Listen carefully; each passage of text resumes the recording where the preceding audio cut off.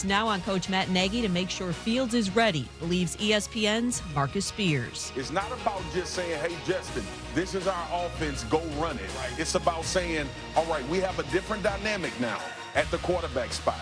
We can do a lot of different things than we had planned on doing. Now he has to go out this week and show that. Put Justin Fields in a position to be successful. Nagy reiterated today that Dalton's the starter once he's healthy. A fractured rib will sideline Dolphins QB Tua Tagovailoa Sunday against the Raiders. Jacoby Brissett starts in his place. NBA one day after ESPN's Adrian Wojnarowski reported 76ers point guard Ben Simmons will not report when training camp opens next week and intends to never play another game for that franchise. Coach Doc Rivers joined Keyshawn, J. Will, and Max today. He said he hopes the Sixers can work to change Simmons' mind, adding it's part of their job. Want to look like $1 million? Upgrade to a Dollar Shave Club 6-blade razor for a noticeably smooth shave thanks to their 6 precision-cut stainless steel blades. Find your perfect shave with Dollar Shave Club stores. Yep, that's Dollar Shave Club in store. So go to the store and find them. Matt Moscona. I'm very important. After further review. Say it one more time. After further review with Matt Moscona. And here we go. ESPN Baton Rouge, New Orleans, Alexandria. Live from the Mercedes-Benz of Baton Rouge studios. That's right.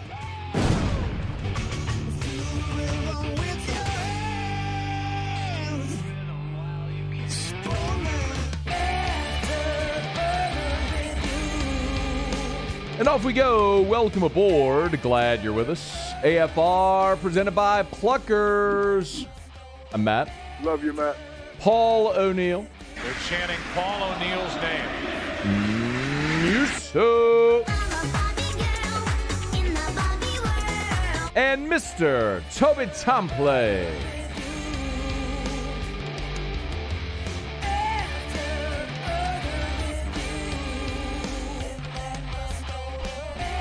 All right, we're here. Glad you are as well. Get out there, make it a good one. Oh, by the way, it's a hump day.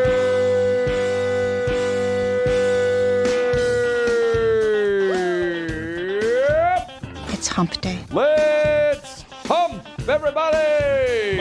Mike. What day is it, Mike? We got Mike Triplett next hour. Saints about to announce an injury report. It's hump day. Pretty important. Mike. What day is it, Mike? We got Ross Dellinger in hour 3. You know what that means. It's hump day. No Russ Mitchell today. Mike. What day is it, Mike? Russ is on a plane. There will be no kicking tires. It's hump day. There will be no lighting fires. Mike. What day is it, Mike? I'm not sure what to do with my hands. Kind of bummed about it. It's hump day. Moose, you bummed about it? I'm kind of bummed about it. Yeah. Paula, you bummed about it? Mike. What day is it, Mike? You know it. I think everybody should tweet at Russ Mitchell CFB and say, hey, thanks for letting us all down, jerk. It's hump day. Don't you know you plan your travel around AFR? Mike. What day is it, Mike? You should all go tweet him right now. All right, Bourbon Dictionary later this hour. It's hump day. LSU's got a 2022 football schedule. Mike. What day is it, Mike? Mike Leach and Eddie O previewing this weekend's tilt in Stark Vegas. Yeah, a lot to get to. All right, let's do it. So Wednesday, SEC Coaches Teleconference. So Ed Orgeron, Mike Leach both talking on the SEC Coaches Teleconference in advance of their game this Saturday in Starkville. Couple of housekeeping notes from Coach O. First, he was asked about Ty Davis-Price, who did not practice on Tuesday, and his status for the game this weekend. Yeah, I think Ty's going to play. He had a minor injury. Just got some treatment yesterday. I think he's going to come back either today or tomorrow, but he should play. All right, so no practice for Ty Davis-Price on Tuesday. They're expecting him back today or tomorrow at practice. Orgeron saying he should play in the ball game. I will reserve judgment on that. We see it. I think most people, part of the fan narrative this week has been everyone wants to see more of Corey Kiner as he's made the most of his opportunity each of the last 2 weeks. That's certainly not to cast aside Ty Davis-Price, who very much will have a role on this team. But I think it's also obvious that when you've struggled to run the ball the way that LSU has, and you have a guy who has been more effective, you give that guy more of an opportunity. But also, what is this team going to look like if and when they're able to get Trey Bradford and or John Emery eligible? Speaking of John Emery, of course, last week we had his attorney on the show with us talking about the legal process. They were hoping that they get some type of a ruling on John Emery this week. That was attorney Don Jackson. We have yet to hear that, but Ed Orgeron was asked, if Emery's cleared, is he in game shape? Is he ready to go? For sure. He's been practicing. He's ready to go. He's been working just like everybody else. In fact, he took some first-team reps because we were short on running backs yesterday. So as soon as they tell us he's cleared, he's going to play. So we're still waiting to see a season debut for John Emery, Trey Bradford, if possible, if either or both of those get eligible. But in the meantime, if Ty Davis-Price is either limited or unavailable, that really restricts you to just Corey Kiner and Josh Williams. Now, Armani Goodwin has been practicing, and my understanding is he is not 100% or close to it. But how much might he be able to give you on Saturday? I don't know, but LSU's got to find some type of a running game or effectively do what they did this past week, which is use the pass game as an extension of the running game and get creative therein. But it is it really is my contention that I think LSU offensively is going to be able to move the ball on Saturday. And we'll talk more about State's defense in just a bit, but obviously the great reason for concern in this game is defense because of what we saw a year ago, where LSU gave up 44 points and over 600 passing yards. So one of maybe the most notable player that we're keeping an eye on this week is safety Jay Ward, who was injured against UCLA and hasn't played the last 2 weeks. Ed Orgeron was asked for an update on Jay Ward. I do think he's going to play. And everything, all the indications are he is going to play. His experience, his playmaking ability, can tackle in space. He's a corner now playing safety. He can cover. We can bring him down in the box. He has great awareness. And, he just has confidence about himself.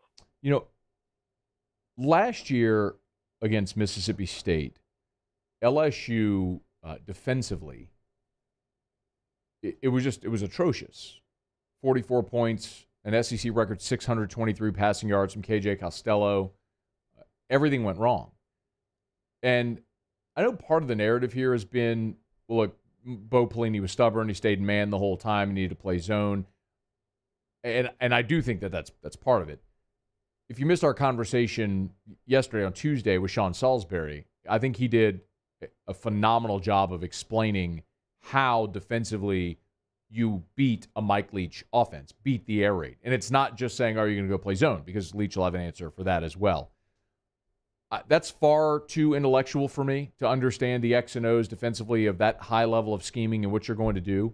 But suffice to say that the plan is going to have to be much different defensively than it was a year ago, and you're going to need to be closer to full strength, which it looks like LSU is, and that's a great sign, right? It looks like you're going to get Jay Ward back, and you're going to get Ali Gay back this week. I'm told Ali Gay's been practicing full, without a no-contact jersey. He's been a full go. So if you get Ali Gay back, I know you lose Andre Anthony, but if you get Ali Gay back, you got B.J. Ojolari on the other end. You've been rotating Mason Smith, tackle, and you're not going to have Glenn Logan back this week. Looks like maybe next week or the following, but you get Jay Ward back. You feel more settled at linebacker. This will be a much bigger test, obviously, than the last 2 weeks, but it's sort of as we described, the stair step up in competition from McNeese to Central Michigan, now on the road at Mississippi State. For me, this is a game where, I look at Mississippi State defensively, and, they opened up against Louisiana Tech, and after getting an early lead in that game, Tech scored 31 unanswered points in that ballgame before State rallied in the fourth quarter and ultimately won at 35-34. But they only allowed 268 yards. There was a pick six in there, which allowed Tech to build on its lead. Week 2 against NC State, that defense was really good. They only allowed 10 points in the game, and they forced 3 turnovers. That was the big difference against NC State, was Mississippi State forced 3 turnovers. NC State put up about 100 yards more of offense than Louisiana Tech did, but only scored 10 points. And then last week up in Memphis, they allowed 31 points in that ballgame. I mean, there was a punt return for a touchdown, which we all saw, which was, very controversial, but even at the time of the punt return, Memphis had a lead in the ball game.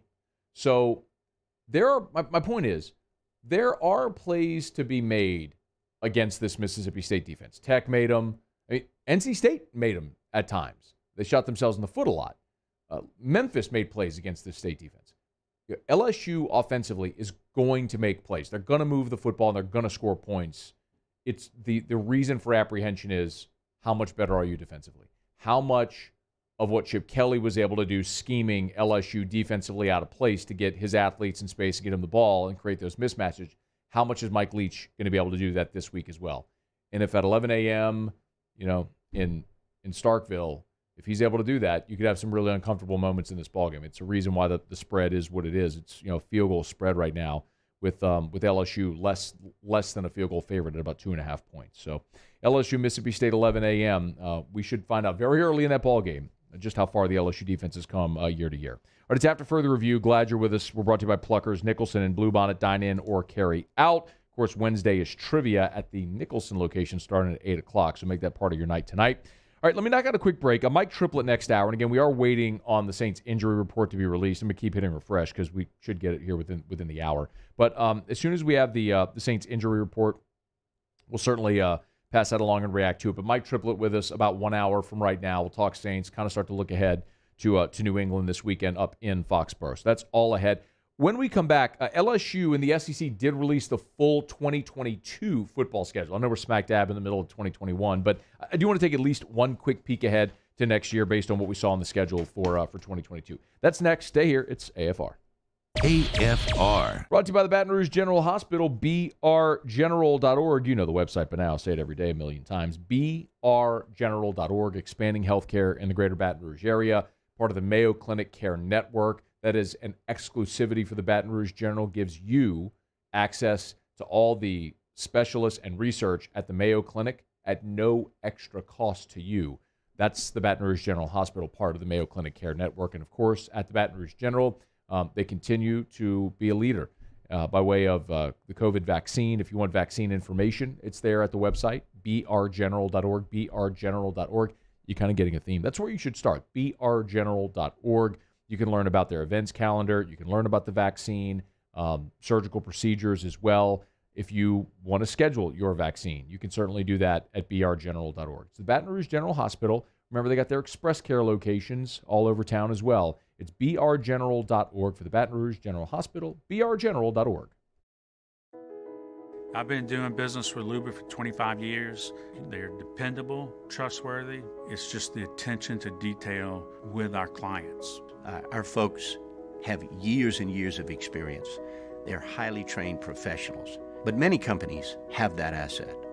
What I'd like to think makes Luba a bit different is that we use those talents in a way that truly is dedicated to serving the needs of the folks who depend on us. Yo, Jake here for Patient Plus Urgent Care Clinic, the place that's going to be convenient for you during an inconvenient time. Look, you hear me talk about my 4 boys all the time, and sometimes things like stitches, well, they happen. And in fact, they have. And Patient Plus is always taking care of us, just like they'll do the same for you. And now with 7 convenient locations across the Baton Rouge area, open from 9 a.m. until 9 p.m., 7 days a week. And also at PatientPlusUC.com, you can sign up for your appointment on the way to the clinic. That's Patient Plus Urgent Care Clinic. Get in and get better. There it is, the extra mile, on the border of expected and extraordinary, for those willing to go further, like vans customized for work or play, with safety and tech to keep you connected, supported by a 5-star sales, service, and finance team, and backed by the 1-star you know. So go the extra mile. It's never crowded, because so few have what it takes to go there. Mercedes-Benz Vans. This isn't just another day. It's so much more. Kelly's life was put on hold when her auctioneer primary care doctor discovered a rare blood disorder. Her doctor connected her to an auctioneer care team of cancer, heart, and kidney specialists. With multiple primary care locations around Baton Rouge, same-day appointments, and online scheduling, we're relentless about keeping you healthy. Auctioneer Baton Rouge, innovating healthcare for Kelly. ServiceMaster Elite create clean, disinfected work environments. As a local business, we take pride in serving the New Orleans and Baton Rouge areas. Our cleaning protocols follow CDC and OSHA standards for healthcare settings, offices, senior living, restaurants, and industrial plants. Contact Service Master Elite to get your operation ready for reopening with germ disinfection cleaning. Service Master Elite, the trusted choice in professional cleaning since 1996. Starting in 1974, Central Plumbing has served Baton Rouge and surrounding areas for all of their plumbing needs. Through these tough and trying times, we want you to remember that the Payne family is here to continue to support and serve you. As a multi-generational business, there is no job that is too big or too small. Residential, commercial, industrial, hospitality, we're here for anything you need. 24/7, 365. Give us a call.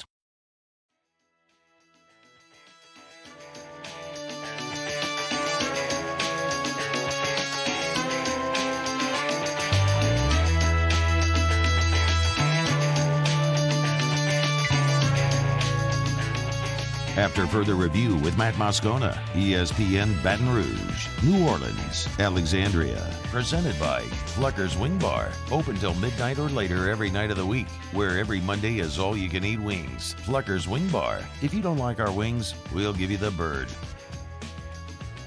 I'm glad you're rolling on here with us on a Hump Day edition of AFR. Again, Mike Triplett about 1 hour from right now. Sean Payton earlier today met with reporters. We're waiting on that injury report. He did pass along this tasty little nugget with respect to the Patriots. Yesterday on the show, I told you what I think could be New England's Achilles heel this weekend, and that is the disparity. Well, I guess if I ever started looking at a game, I always look at, okay, where are the disparities? Where is one team very proficient and where is another team vulnerable? And then you kind of flip it to see, where you might find creases, gaps. And one thing that just absolutely exploded into my consciousness when I started looking at all this is red zone efficiency.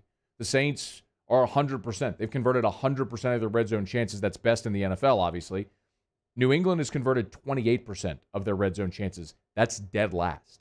So you're talking about a team that has really struggled to convert points through 2 weeks when they get into the red area. Then there's this, and Sean Payton mentioned this earlier today in his media availability. New England at home since 2001, of course, that was the start of Tom Brady's time in New England. He came in for Drew Bledsoe and they went on to win the Super Bowl. But since 2001, New England at home is 108-7.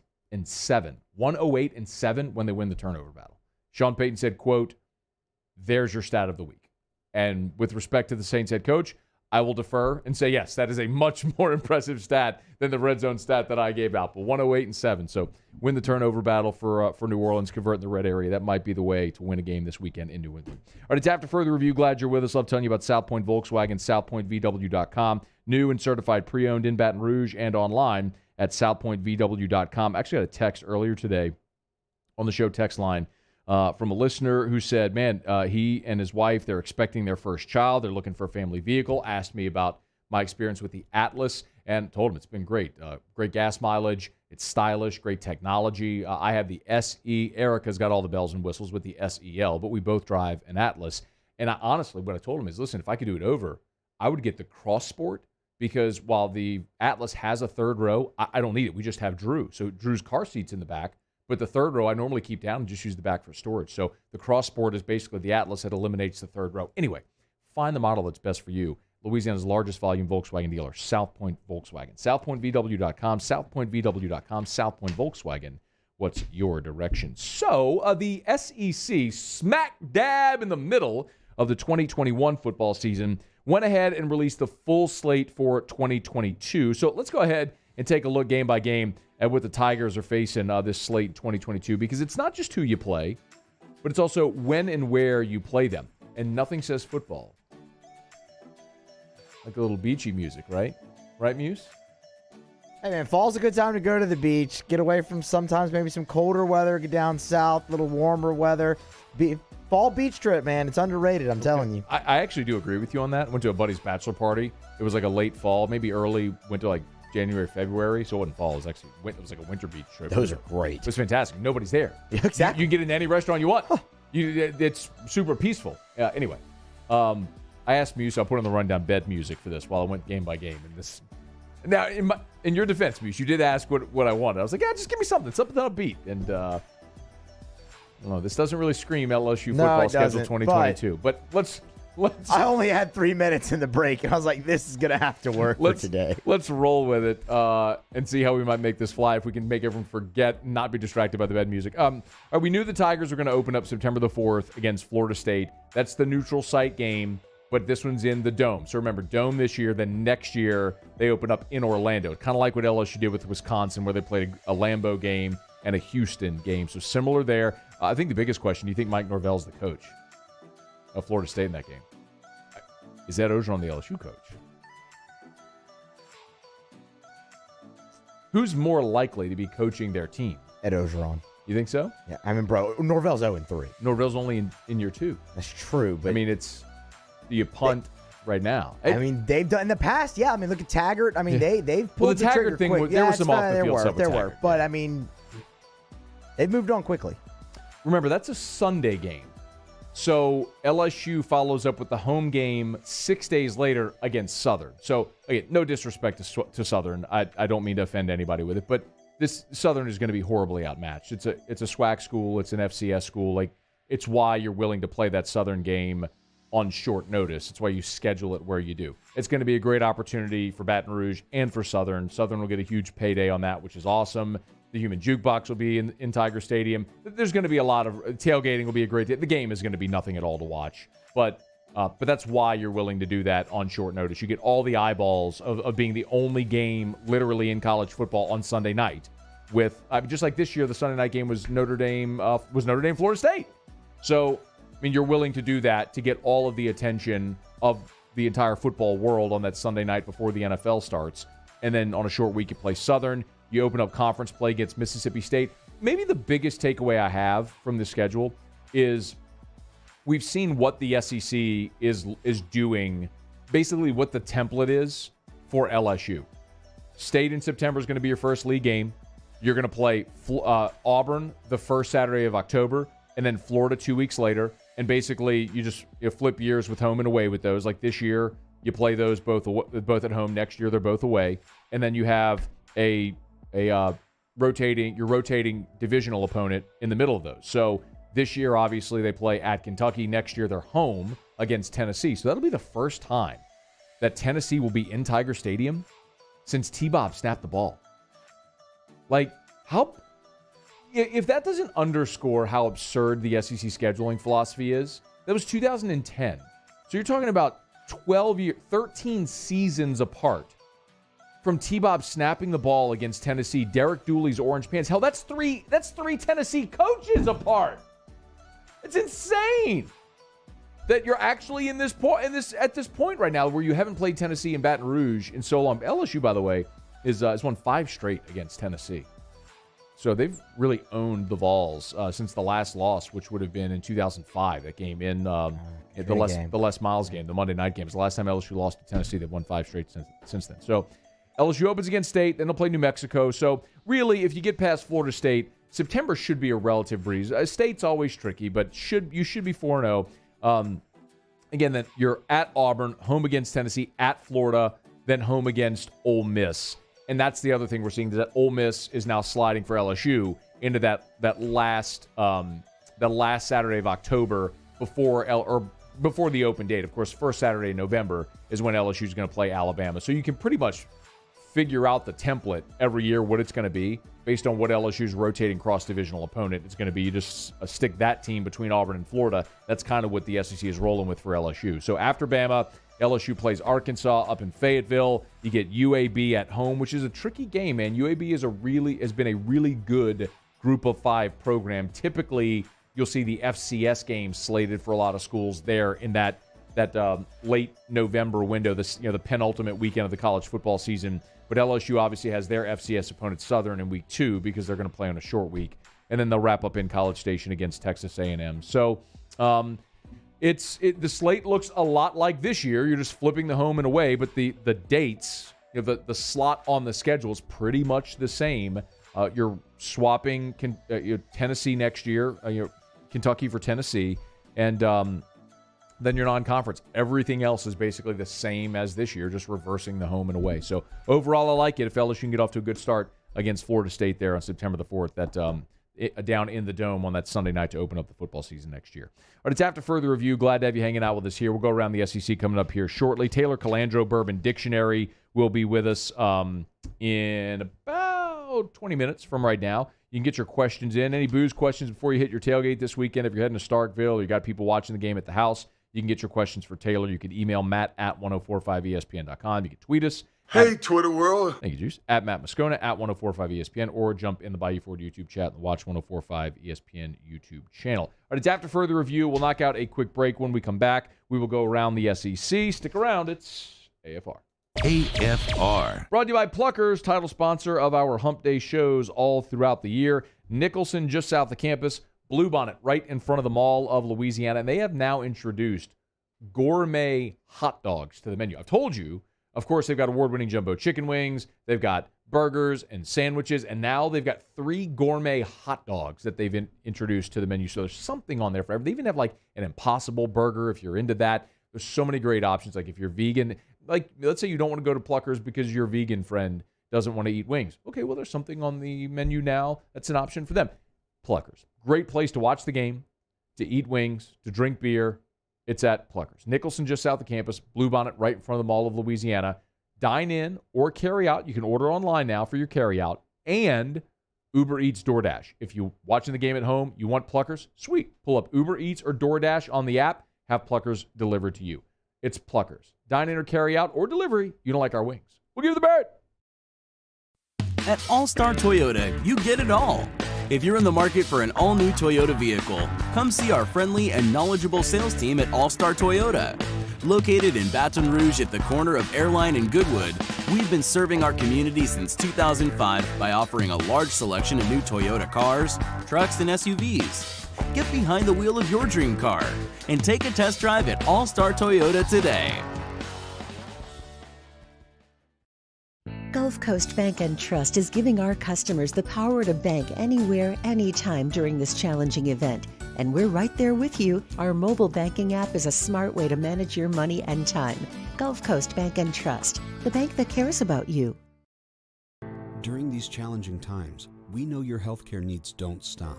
Cancer, accidents, injuries, and heart disease are relentless. So we are relentlessly innovating to keep you safe, both virtually and in person, connecting you with providers remotely, advancing clinical spaces, providing rapid and accurate testing, social distancing, and certified cleaning protocols. We are Auctioner, and we will not slow down. Auctioner Health, innovating healthcare.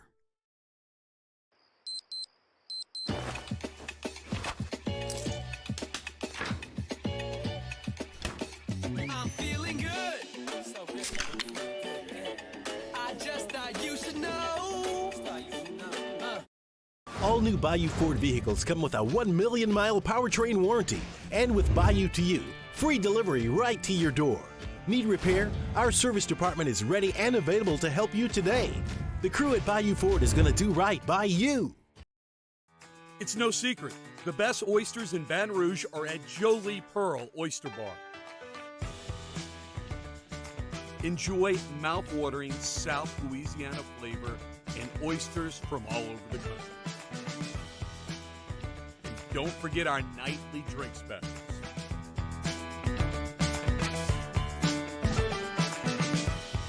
Jolie Pearl Oyster Bar, located in downtown Baton Rouge. I'm Jay Ducote. I grew up learning how to cook at LSU tailgate parties and right in my own backyard. And I created JD's Louisiana products to bring that Louisiana flavor to you at home for your backyard cookout.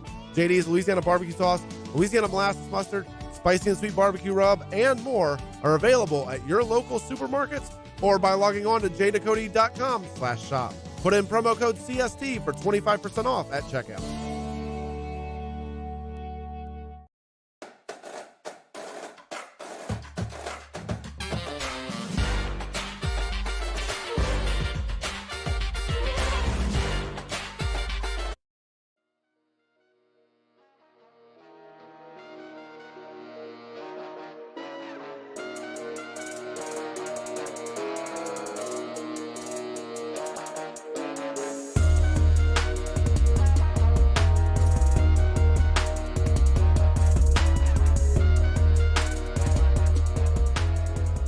After further review with Matt Moscona, ESPN Baton Rouge, New Orleans, Alexandria. Presented by Plucker's Wing Bar. Open till midnight or later every night of the week, where every Monday is all-you-can-eat wings. Plucker's Wing Bar. If you don't like our wings, we'll give you the bird.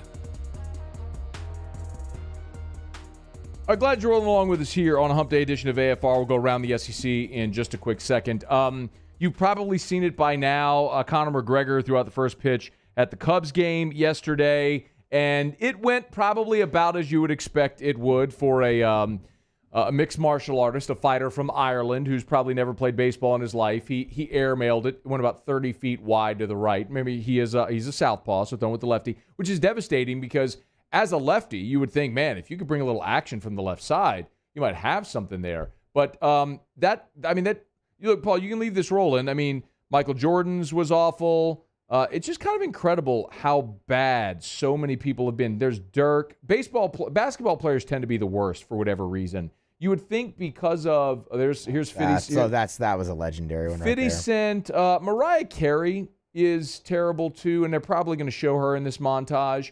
But I don't mean this to be in any way like gender discriminatory, but you would almost more expect someone sort of dainty like Mariah Carey to not have a great experience. But someone who's like built and athletic, you think like 50 Cent would maybe do pretty well. Stunning. Who was that just hit the... I can't remember who that was that hit the... John Wall was terrible. But I'm telling you, John Wall was bad. I learned this in Jacques' celebrity softball game. There was Carly Rae Jepsen, who was terrible also. When Jacques does the Red, Rock, and Blue celebrity deal, the first year we drafted, my thought was just get the best athletes. You know, guys, because you put the ball in play, you can run, whatever, I was just astonished. Like, the first year, Brandon Bass played, 10, 11, 12, NBA, long, super athletic. Brandon Bass struck out 3 times on 9 pitches. I was like, oh, man. It's just, baseball is, I mean, it's obviously very different, but it's similar to golf with respect that the hand-eye coordination aspect of baseball is so different. So anyway, it's not to say basketball doesn't have that, because there's precision in basketball and touch. It's amazing how some explosive athletes just really struggle to throw a baseball. Conor McGregor, add him to the long list of. Also, dude, it was gonna be hard to throw in that suit too. I mean, come on, our boy Moose. Put me in the tightest suit you can find. I mean, come on, though. I'm putting the ball over the plate. He threw it 30 feet wide. I'm not saying it's going to be a little cut action. Right. I mean, I'm saying it's going over the plate. Even if it goes over the catcher's head. I'm throwing it straight. Okay, you know what I mean? That went into the dugout. You can't blame that on the suit. I mean, look, man, it was a McGregor. I mean, look, we've all seen the suits McGregor wears. Like, it's pretty tight. He didn't want to rip. You know how much that suit costs? He didn't want to rip something in that suit. Then you go elbow action with it. It's easy. Then you don't do the full wind up, and then you don't get the full follow through. The follow through is what would potentially rip the suit. You could go full elbow action. I mean, you could be up there and just elbow action it right over the plate, man.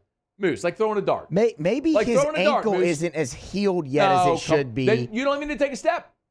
I can just elbow action it right over the plate. And go to the front of the mound, just elbow action right over the plate. Oh, you got to go from the rubber. They didn't even go from the rubber. Go from the rubber, elbow action right over the plate. That, to me, I guess the other part of the first pitch, the awful first pitch phenomenon to me is, you're doing this. You know you're a celebrity. You know a lot of people are going to watch. If you suck, you're going to go viral. Now, maybe some of these people want the viral video. Maybe they want the viral attention. Look, who has mentioned Carly Rae Jepsen in the last 10 years until I just did? Yeah, nobody. I mean, the Call Me Maybe girl? Yeah. I mean, when was that? 2012? Yeah, some had to be. It's been almost 10 years. A long time. Nobody's mentioned her, but now, because of the first pitch. So maybe you want that. But you know where I'm going. Yeah. Get someone to show you how to throw a baseball. Practice. You don't even need to practice. Get someone to show you a fundamental how to just get it over the plate. I don't need a full wind up. I don't need the stretch. I don't need all that. Man, just have someone show you how to just elbow action it right over the plate. Like Benny the Jet in Sandlot. Chunk it like you throw paper. When your arm gets here, just let go. Let go. Just let go. Let go. Benny the Jet knew it. Now, you know what Connor did know how to do? What kind of? Knock somebody out? Did he fight somebody last night? No, but he did sing "Take Me Out to the Ball Game" as well. He was better than Ozzy Osbourne. Chicago! The mic is back, and so are the Cubs. Let's go, Chicago Cubs! I'm here with Mateo, here with Kieran. We're going to sing the song. Let's go. 1, 2, 3. Tree. Take What? me out to the ball game. Take me out with the crowd. Buy me some peanuts and Cracker Jack. I don't care if I never get back. So let's root the Cubbies. If they don't win, it's a shame. For it's 1, 2, 3 strikes, you're out at the old ball game. Let's go, Chicago! Well, the organist had to make a few pivots there to speed up a little bit to catch up to Connor. But I will respect the fact that a man from Ireland who's probably never played baseball in his life had enough cojones, which obviously he would, to go do something that's completely uncomfortable and to have a good time with it. So good on Connor for that. Awful execution on both parts. You're now going to be immortalized in the pantheon of awful first pitches. We'll see it forever. Still not as bad as Ozzy doing "Take Me Out to the Ball Game" when he just sort of mumbled his way through it. Oh, Ozzy mumbles his way through just about everything Is now. Ozzy alive? But Is yes, he he's still alive. Still alive. I mean, but that's tough, man. That's even worse than having to throw the first pitch, having to go sing "Take Me Out to the Ball Game." Not everybody can sing. The majority of the people are going to sound terrible, though, is my Take Me Out point. to the Ball Game. It's iconic. I know. It doesn't matter if you can sing. That's the beauty of "Take Me Out to the Ball Game." You just have to know the rhythm. That's all. I mean, as long as you know the song, you let everybody help you. That's the beauty of going to the ball game. Take it, crowd, Chicago crowd. Yeah. Put the mic out. Harry Carey was drunk half the That's games. true, He yeah, just held out the mic. That's all you got to do. Let's go around the SEC.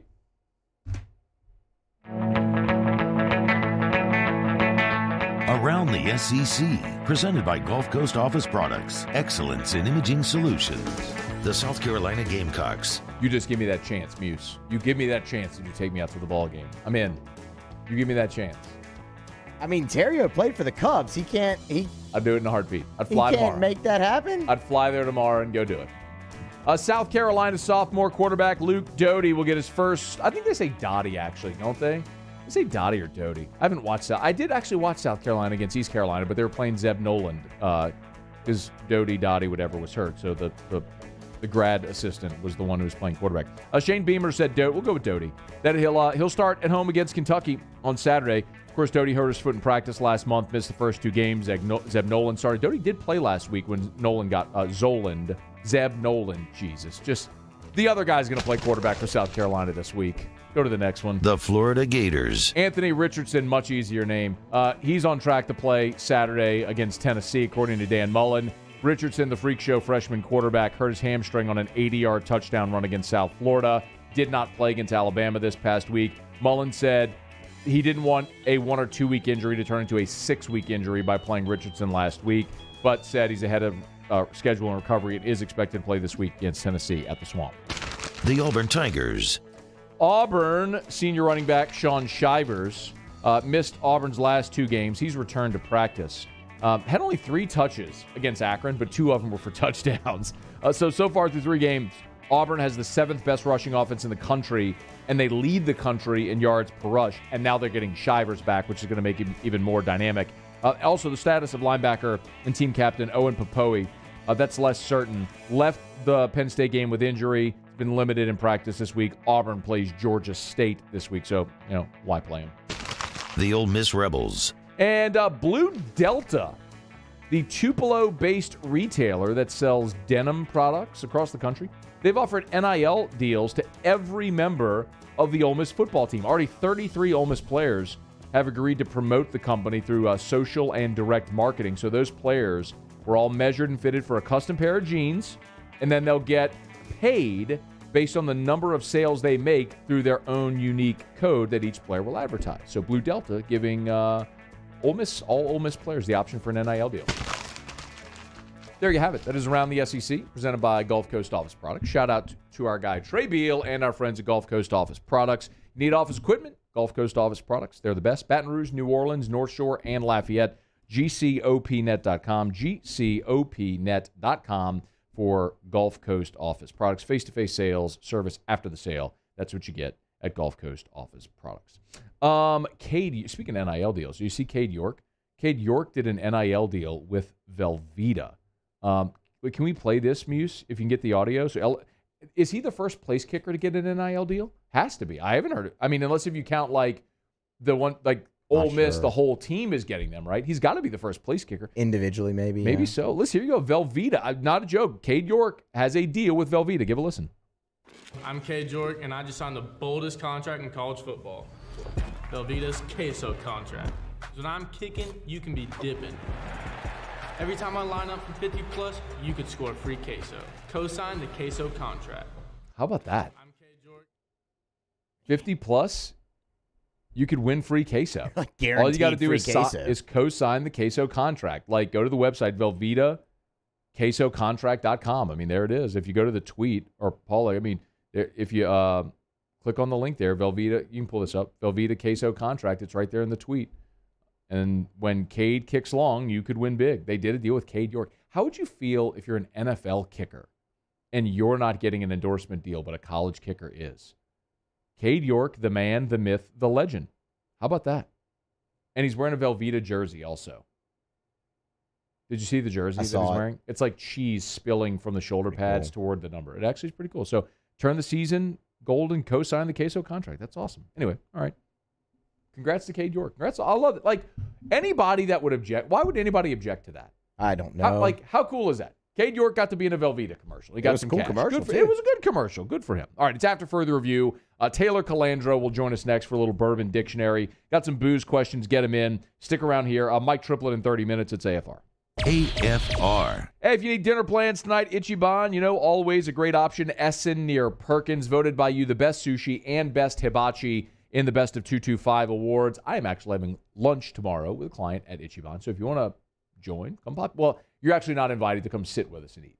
I'm in a meeting with a client.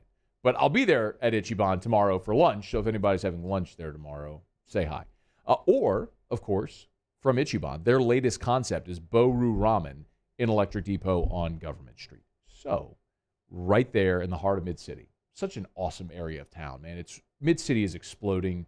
What they've done to one-lane Government Street each way to make it more pedestrian-friendly. So many great places popping up. And Electric Depot is fantastic, and that's where you'll find Boru. Authentic Japanese ramen. This is a authentic Japanese dining experience. All-weather indoor and outdoor patio dining. Live music on the weekends. They're attached to the Sweet Society dessert shop, so you can have dinner and dessert all in one place. It's at Boru Ramen in Electric Depot. In most cases, you'll never get more for your trade-in than right now at Corval Toyota in Opelousas. Now's your chance to upgrade. You can pre-order your new Toyota today or choose one of our pre-owned vehicles and we'll buy back your current vehicle at a price that will absolutely amaze you.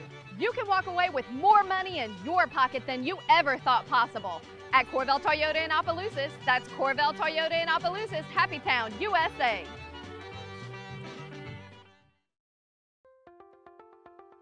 If you're in an accident, a car accident, a slip and fall where you're injured, you need to call an attorney. The defendant insurance company, it's their goal to close the case as quickly as possible and pay out the least amount of money as possible.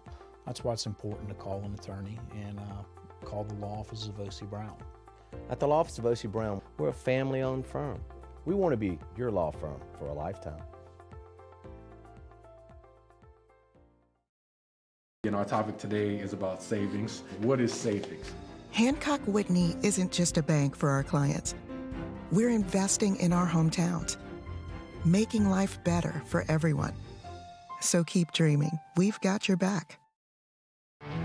There it is, the extra mile, on the border of expected and extraordinary for those willing to go further, like vans customized for work or play, with safety and tech to keep you connected. supported by a 5-star sales, service, and finance team, and backed by the 1-star you know. So go the extra mile. It's never crowded because so few have what it takes to go there. Mercedes-Benz Vans. During these challenging times, we know your healthcare needs don't stop. Cancer, accidents, injuries, and heart disease are relentless. So we are relentlessly innovating to keep you safe, both virtually and in person, connecting you with providers remotely, advancing clinical spaces, providing rapid and accurate testing, social distancing, and certified cleaning protocols. We are Auctioner, and we will not slow down. Auctioner Health, innovating healthcare. Eli's always been into grilling. It took us a while to see it, but the signs were there. What are you doing, Eli? I knew grilling was my thing. I have been talking about it throughout my career. Happy with the results? I am. Got the new grill from barbecueguys.com. It performed great. My advice, as I always told my boys, do more of what you're born to do. Barbecue Guys, for those who were born to grill. You want cheese on your burger, Pops? I'll take a little cheese. All new Bayou Ford vehicles come with a 1 million mile powertrain warranty. And with Bayou to You, free delivery right to your door. Need repair? Our service department is ready.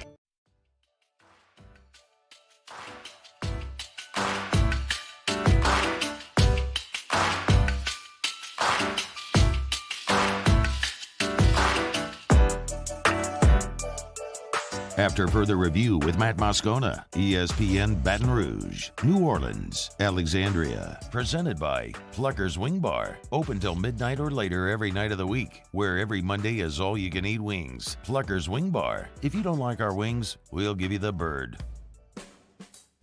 They're the gang with the slang. This is Bourbon Dictionary with Matt Moscona and Taylor Calandro. All right, let's do it. Get your booze questions in. Wine and Spirits Director at Calandro's. He's Taylor Calandro. Joins us to answer your questions every week. How are you, dude? Good, Matt. I woke up this morning. The air was crispy, and I was ready to drink. It is a Whiskey Wednesday, so it's the perfect opportunity to do that. So what did you choose? I didn't drink this morning, but I wanted to. The air was just wonderfully crisp, and the north wind was blowing, and it makes me want to drink whiskey. Well, I put out a call on my text line earlier today for questions, and there's a bajillion of them. So let's just delve right into it, unless if there's anything new that you're working on, have coming in that you want to share with the people. Not in the past week. Nothing really, no. Okay, Sean Comiskey asked a question we've had a bunch, which is best bourbon to start with. He said, if I want to start to build a palate for it. So he's kind of more specific with that. If someone was trying to build a palate for it, where would you start? So, I mean, I talk about Basil Hayden a lot. Being a beginner bourbon, a beginner in quotations, I think it's got good notes, good flavor notes, and it's not super harsh.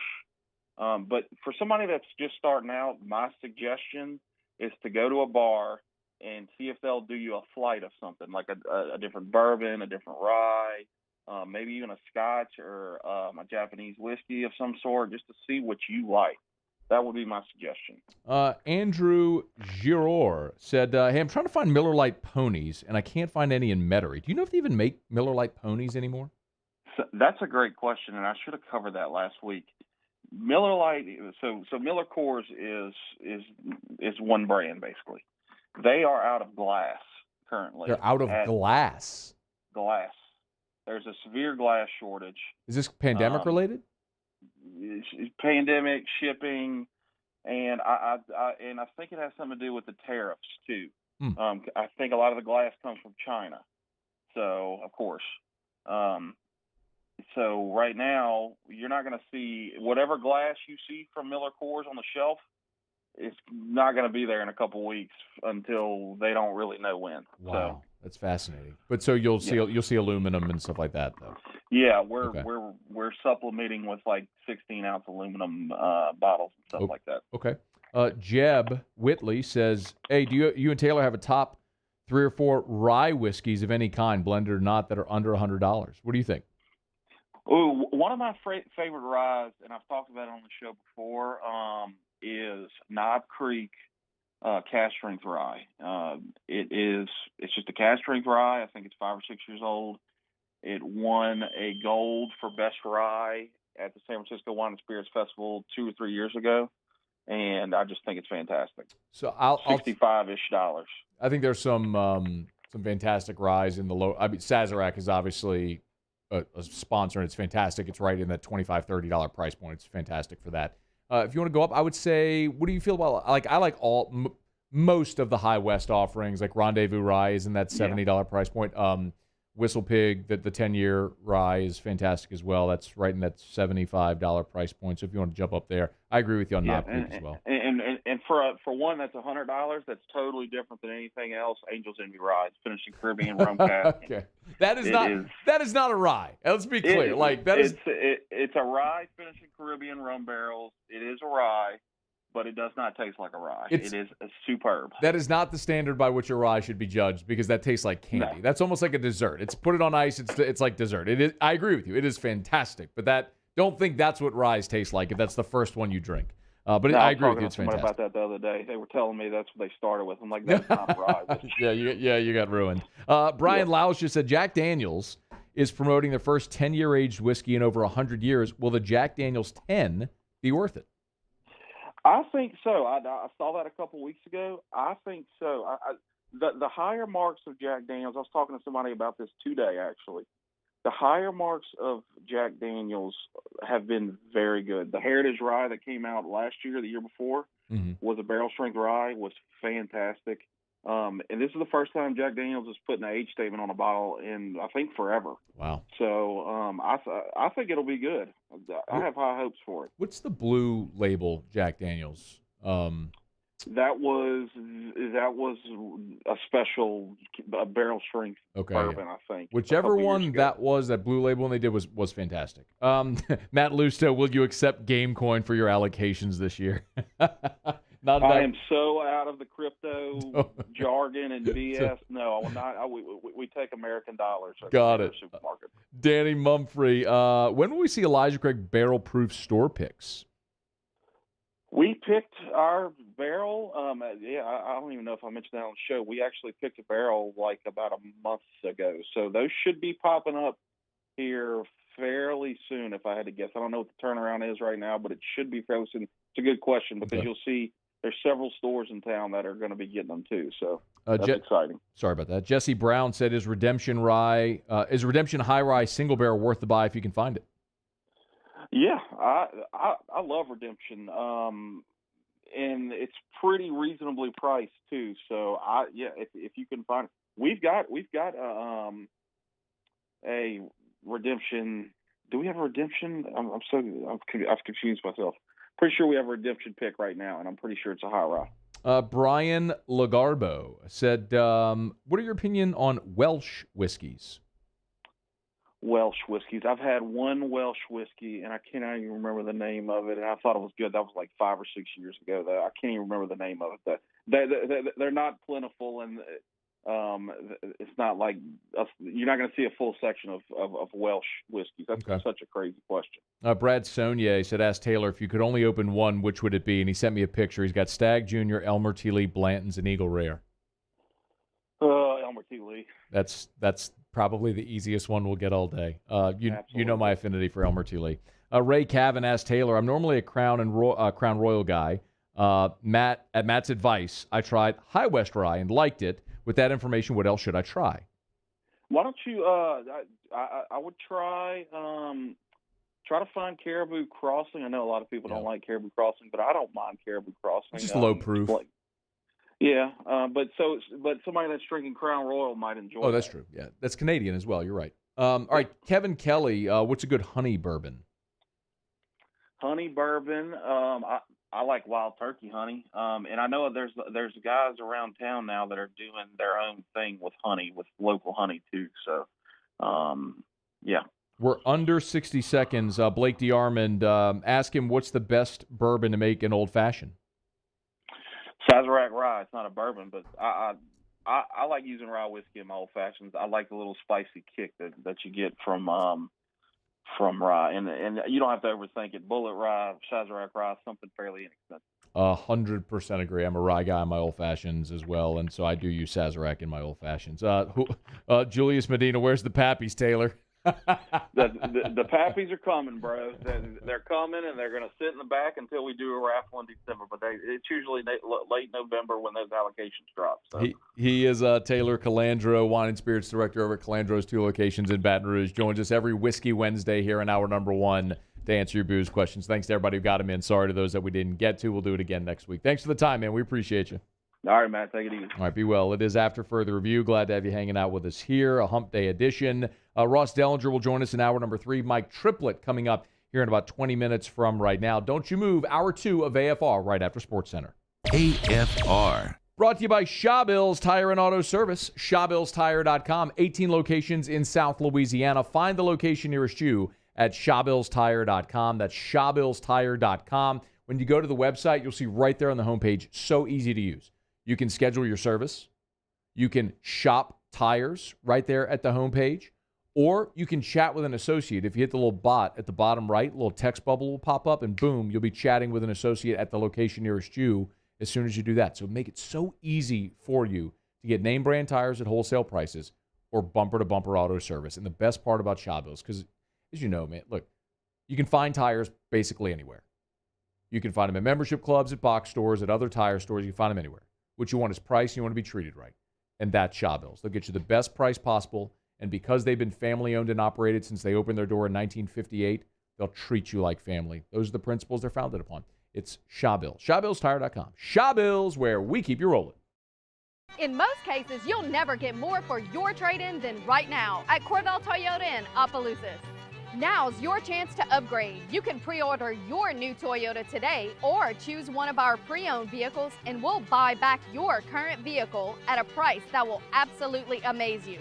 You can walk away with more money in your pocket than you ever thought possible. At Corval Toyota in Opelousas, that's Corval Toyota in Opelousas, Happy Town, USA.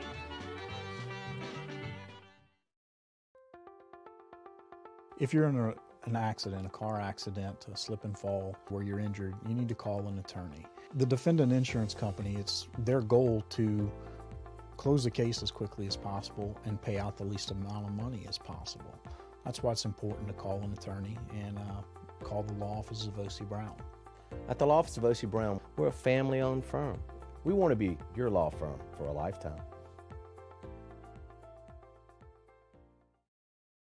Our topic today is about savings. What is savings?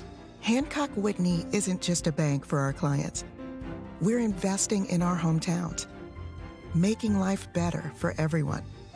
So keep dreaming. We've got your back. There it is, the extra mile, on the border of expected and extraordinary for those willing to go further, like vans customized for work or play, with safety and tech to keep you connected. Supported by a 5-star sales, service, and finance team. And backed by the 1-star you know. So go the extra mile. It's never crowded because so few have what it takes to go there. Mercedes-Benz Vans. During these challenging times, we know your healthcare needs don't stop. Cancer, accidents, injuries, and heart disease are relentless. So we are relentlessly innovating to keep you safe, both virtually and in person. Connecting you with providers remotely, advancing clinical spaces, providing rapid and accurate testing, social distancing, and certified cleaning protocols. We are Auctioner, and we will not slow down. Auctioner Health, innovating healthcare. Eli's always been into grilling. It took us a while to see it, but the signs were there. What are you doing, Eli? I knew grilling was my thing. I have been talking about it throughout my career. Happy with the results? I am. Got the new grill from barbecueguys.com. It performed great. My advice, as I always told my boys, do more of what you were born to do. Barbecue Guys, for those who were born to grill. You want cheese on your burger, Pops? I'll take a little cheese. All new Bayou Ford vehicles come with a 1 million mile powertrain warranty. And with Bayou to You, free delivery right to your door. Need repair? Our service department is ready and available to help you today. The crew at Bayou Ford is going to do right by you.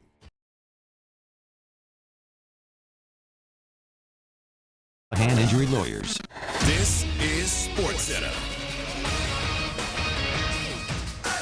I'm Christine Leasing with some developing stories on a couple of quarterbacks. Bears rookie Justin Fields will make the first start of his NFL career Sunday versus the Browns. Andy Dalton expected to be out with an injured knee. Coach Matt Nagy said that Dalton's the starter once healthy.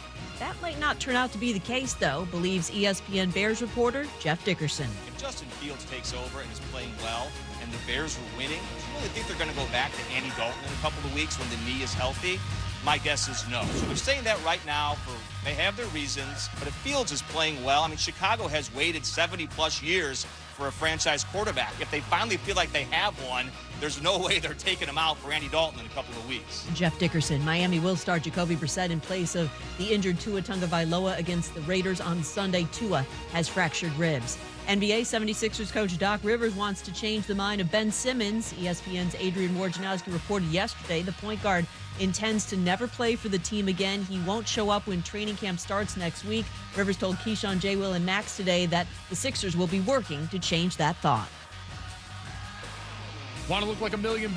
Upgrade to a Dollar Shave Club 6-blade razor for a noticeably smooth shave thanks to their 6 precision-cut stainless steel blades. Find your perfect shave with Dollar Shave Club stores. Yep, that's Dollar Shave Club in store. So go to the store and find them. Matt Moscona. I'm very important. After further review. Say it one more time. After further review with Matt Moscona. And here we go. ESPN Baton Rouge, New Orleans, Alexandria. Live from the Mercedes-Benz of Baton Rouge studios. That's right.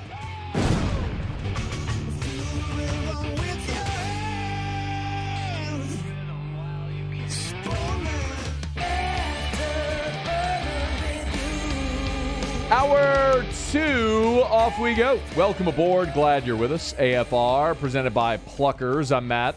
I appreciate it, bud. Have a good one. Paul O'Neill. They're chanting Paul O'Neill's name. Yusuf. And Mr. Toby Tomplay.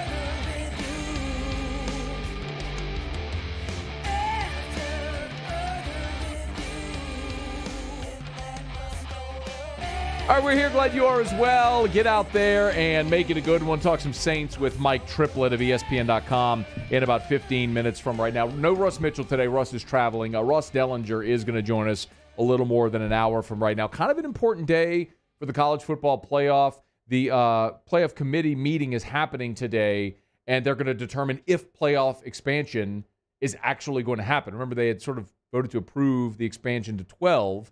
And now with conference realignment, they're rethinking that. So we should have an answer on that today. So Ross Dellinger will be with us in hour number 3. Paul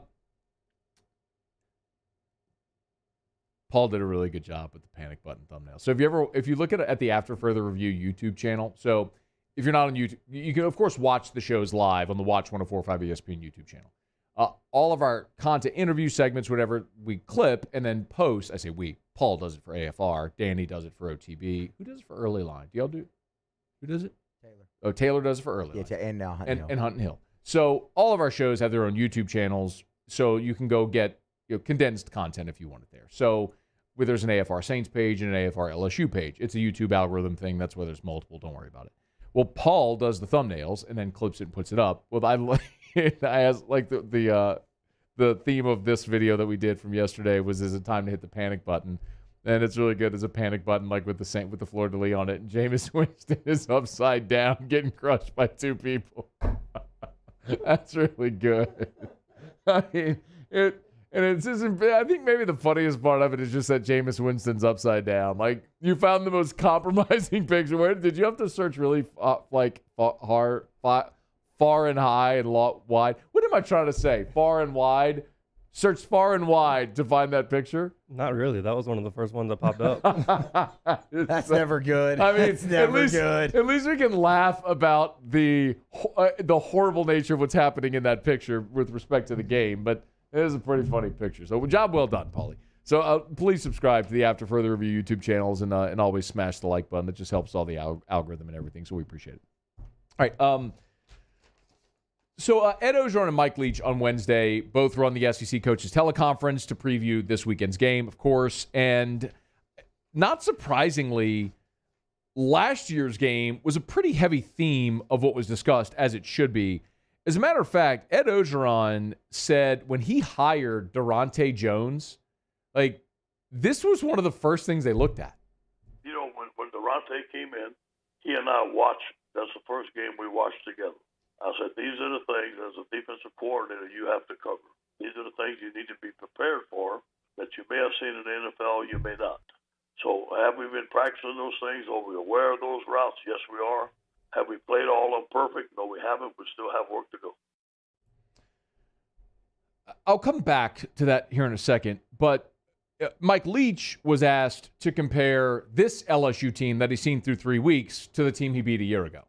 I think they look quite similar. I think, they're big and fast and explosive and, have all the right heard of in the recruiting process, that were well known because their quality of play. And so, I think they look pretty good in all phases. So Leach is essentially saying physically they look like they did. Orgeron is saying when Durante Jones came in, this is the first thing we looked at. So, this is what went so wrong for us last year, and you need to fix this. So, game 1 against UCLA certainly didn't look like they fixed it.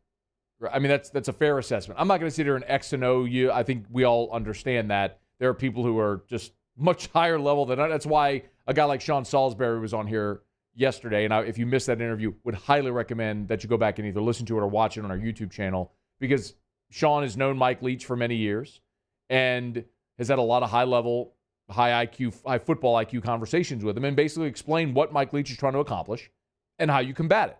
And that's if you're interested in that much depth, go listen to that. But the bottom line is, if you watch UCLA against LSU, we saw coverage bust. We saw a lot of the same issues that happened last year against Mississippi State.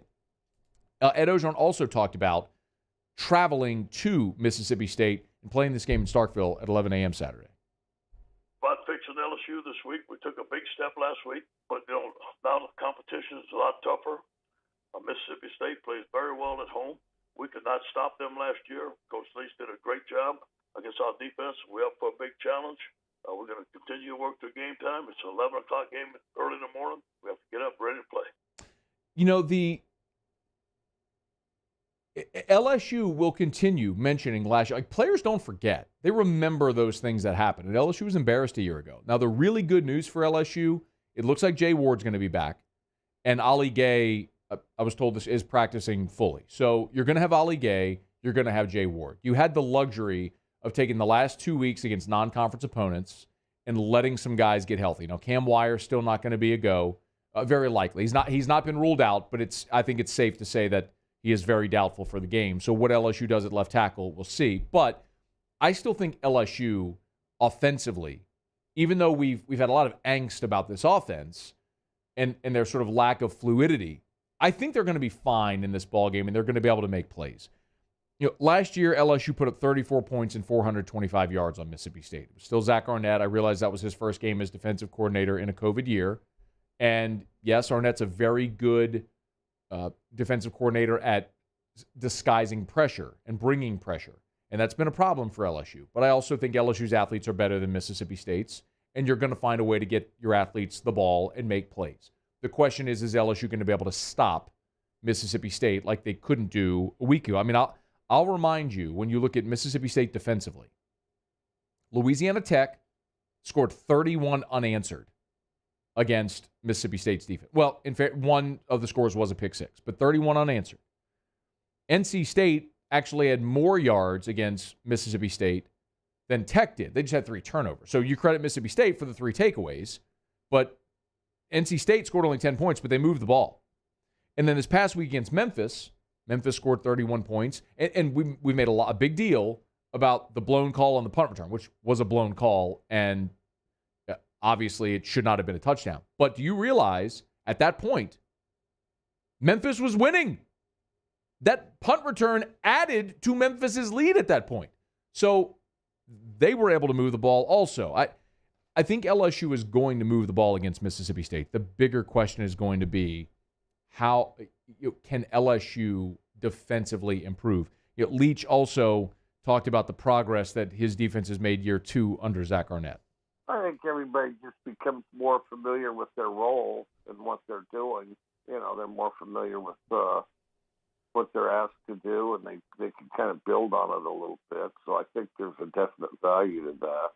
So for me, that is, LSU is going to find success offensively. I believe that Saturday. I believe they're going to have success offensively. As much as we keep worrying about their ability to run, athletically, LSU is going to find success on the offensive side. I don't think it's going to be perfect, but they're going to score points. They're going to move the ball. Can they stop Mississippi State? How much have they improved last year to this year from week 1 to week 4? And you're going to see different quarterback. Of course, last year was KJ Costello. This year it's Will Rogers. Ned Orgeron talked about the Mississippi State signal caller. He has a quick release. He's very accurate. He has a good feel for the offense. 75% completion ratio. That's unbelievable. 1,000 yards passing 3 games. They got him a good quarterback. But you know what? Coach Leach is such a good teacher. They got good routes. He knows how to attack protections. He knows how to attack coverages. He has great protection. I think Coach Leach is a great coach, and it shows he has a new quarterback. He's having a lot of success. We're going to give you a pick on this game later in the week, and I'll tell you flatly right now, I have not decided what direction I'm going to go. ESPN's Football Power Index actually has Mississippi State as a favorite in this ball game, giving State about a 56% chance to win the game. And Vegas sees this one as a very close ball game as well. Vegas, this opened at 4, and it very quickly got bet down to LSU 2.5. So, you're talking about what is very likely going to be a tight ball game on the road at 11 a.m. And I'm quite honestly not sure what direction I'm going to go with it just yet, but we'll certainly make our picks on Friday's AFR. All right, it's after further review. Glad to have you aboard with us here. Let me knock out a quick break. Saints are on the road in New England trying to get right. Mike Triplett of ESPN.com is going to join us next. Stick around. AFR. AFR is brought to you by River City's 1 Hour Air, where they're always on time or you don't pay a dime. 752-0001, 752-0001, or onehourbr.com. I was exiting the interstate today out by my house. Exiting the interstate, took the left, and coming right, making that turn, was one of those big yellow vans with the giant clock on the side. River City's 1 Hour Air. It's something that you've seen all over Baton Rouge every day of your life, but probably is just background. But now I've mentioned it, it'll probably explode into the foreground. You see how many of your friends and neighbors trust River City's 1 Hour Air. Qualified technicians, expertly trained. They keep up with all of the newest technologies. Advancement in their learning is so critical for their technicians because they want to do the job right the first time, every time at River City's 1 Hour Air. 752-0001, 752-0001, or onehourbr.com, where they're always on time or you don't pay a dime. Welcome back. We've missed you. We know it's been tough.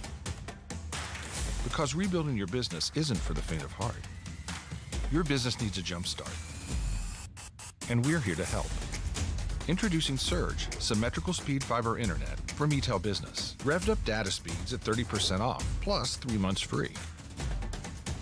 We're glad you're back, and we're here to make your business surge.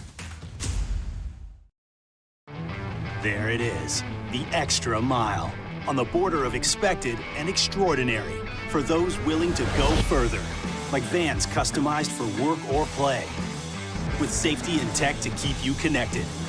Supported by a 5-star sales, service, and finance team. And backed by the 1-star you know. So go the extra mile. It's never crowded because so few have what it takes to go there. Mercedes-Benz Vans.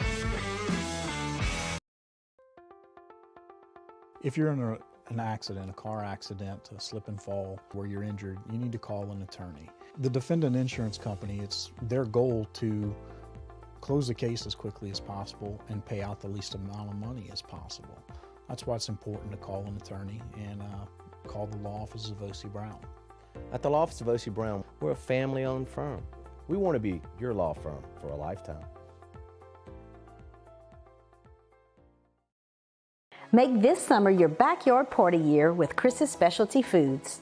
Wings, burgers, brisket, steak, and boudin, plus great Cajun side dishes. We do all the prep and you enjoy laughing with friends and family. Chris's Specialty Foods, Millerville, New Orleans, Prairieville, and Frisco. Everybody loves Chris's authentic Cajun meat. Yo, Jake here for Patient Plus Urgent Care Clinic, the place that's going to be convenient for you during an inconvenient time. Look, you hear me talk about my 4 boys all the time, and sometimes things like stitches, well, they happen. And in fact, they have. And Patient Plus is always taking care of us, just like they'll do the same for you. And now with 7 convenient locations across the Baton Rouge area, open from 9 a.m. until 9 p.m., 7 days a week. And also at patientplusuc.com, you can sign up for your appointment on the way to the clinic. That's Patient Plus Urgent Care Clinic. Get in and get better. At All-Star Toyota, you get it all. If you're in the market for an all-new Toyota vehicle, come see our friendly and knowledgeable sales team at All-Star Toyota. Located in Baton Rouge at the corner of Airline and Goodwood, we've been serving our community since 2005 by offering a large selection of new Toyota cars, trucks, and SUVs. Get behind the wheel of your dream car and take a test drive at All-Star Toyota today.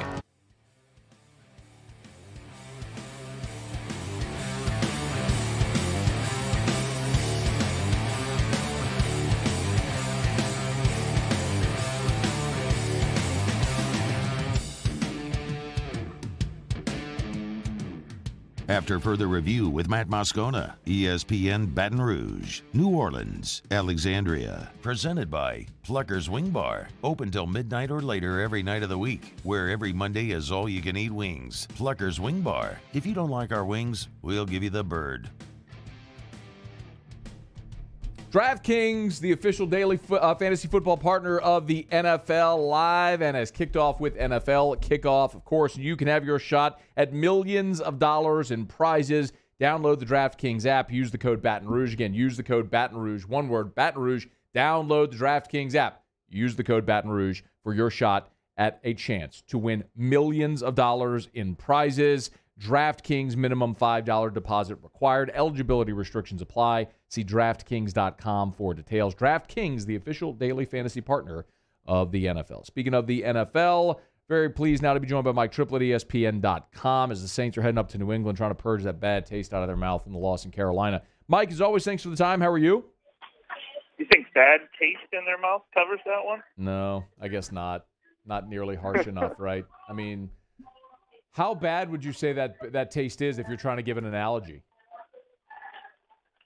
Well, I'll go first. I thought of first. two or three to complete my joke there real quick, and then I was like, I could either go gross or I could go, with some sort of choking analogy. But I mean, I'll just play it straight. I mean, honestly, I've covered this team for a long time, the entire Peyton Breeze era, and that might have been one of the best victories I've ever covered, followed by maybe the worst loss I've ever covered. I mean, it's startling. Yeah. What we watched the other day. I have never seen them fail at that many things in one game to that capacity. It was really stunning.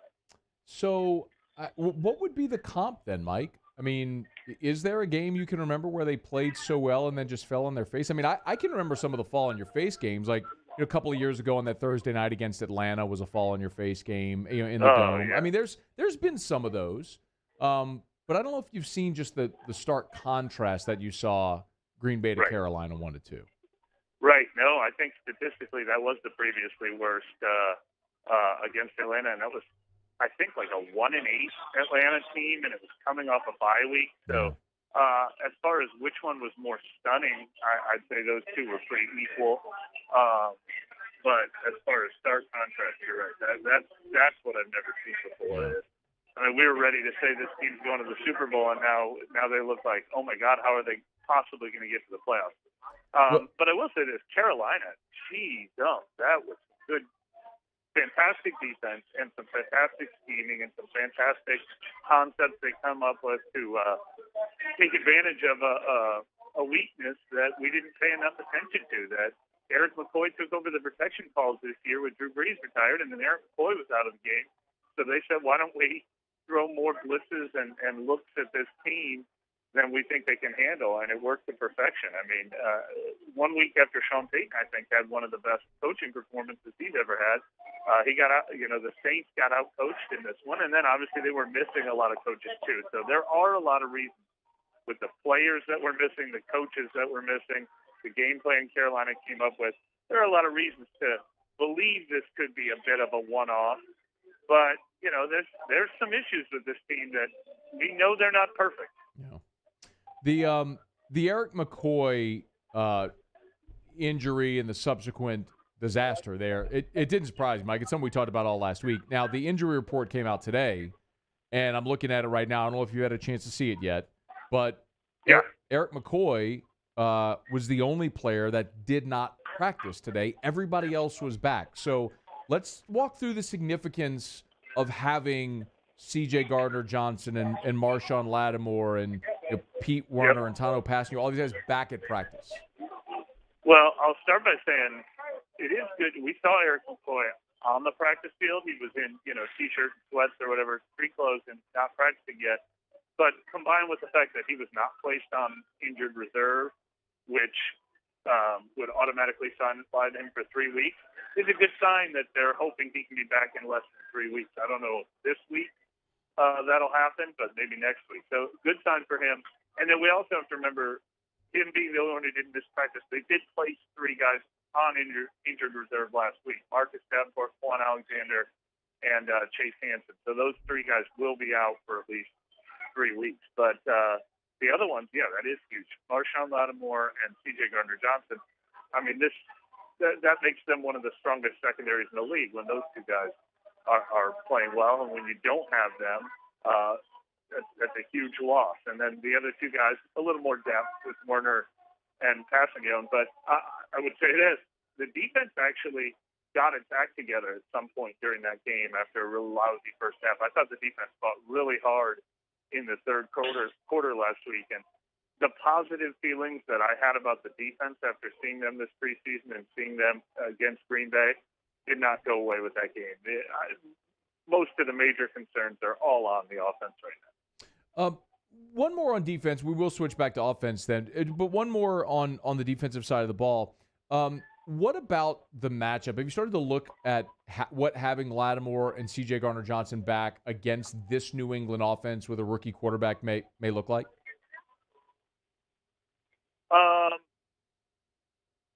I don't know. I mean, Mac Jones's early numbers are a little bit more of the short, conservative passes. They invested in tight ends. That's what they want to do.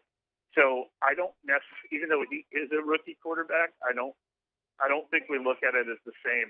Oh, they can get this guy to implode as if they were playing Zach Wilson, who just threw 4 interceptions for the Jets the other day. But yeah, without question. I mean, I think what New England is going to want to do on offense, they have a very good run game. They have a good offensive line, like I said, tight ends. I think they're going to want to win the time of possession. They're going to want to follow that blueprint. They're not going to want to give many free turnovers, and they're going to want to play it safe on offense, quote unquote, where the only way the Saints can really put pressure on him is if they're forcing him to match points with them. And so again, I took it back to the offense. All right, well then let's talk about the offense. Mike Triplett's with us for a couple more minutes. He's on Twitter at Mike Triplett. All right, so what is the most glaring issue that they have to fix last week to this week to be able to go to New England and win? Well, it's obviously the protections. I mean, I don't even blame Jameis Winston that much, even though the 2 interceptions were ugly. And, if you have Jameis Winston's reputation, you probably should not put those interceptions on your tape just for the sake of not letting the media keep showing them and being like, look, this is the kind of pass Jameis Winston makes. They both made sense at the time. They were desperate situations when he threw up desperate throws. But he never had a moment to throw in this game. I'm not sure I've ever seen a quarterback for the Saints have less time to ever even get anything started. Now, that's not to completely exonerate him. There were some times where he could have hit Alvin Kamara with a check down or run for a first down or thrown it away sooner or not tried to throw a 50-yard pass while he was being hit. They got to protect him. They got to give him a little time in the pocket. And it's so startling because they gave him so much time against Green Bay that the offensive line looked like it was the best offensive line in the league. So I think they can get some of these things corrected. But Bill Belichick is going to challenge them to make sure they got them corrected. So they're going to have to figure a lot of things out as far as that goes. Are they capable, Mike, of fixing this on the offensive line week to week? Sure. I mean, look, the thing that I would have said all off season, and I especially would have said after week one, is their offensive line is probably the number one reason to have confidence in the Saints. And Eric McCoy went out in like the fifth play of the game in week one. So the Calvin Throckmorton was playing right guard against the Packers. Cesar Ruiz was playing center against the Packers, and they dominated up front. So we know they can be good. We know they won't be as bad as what we just saw. But it is a reminder that among the many things Drew Brees did well was he was a quarterback who handled protections, and this year they handed that duty over to Eric McCoy, and now they're handing it over to Cesar Ruiz, and Jameis Winston they'll probably make some changes to how they're calling out those communications. But it's a work in progress of something that we took for granted for a decade and a half. Mike, just a couple more. One, I did want to ask about the receiver position. They restructured Traquan Smith's deal.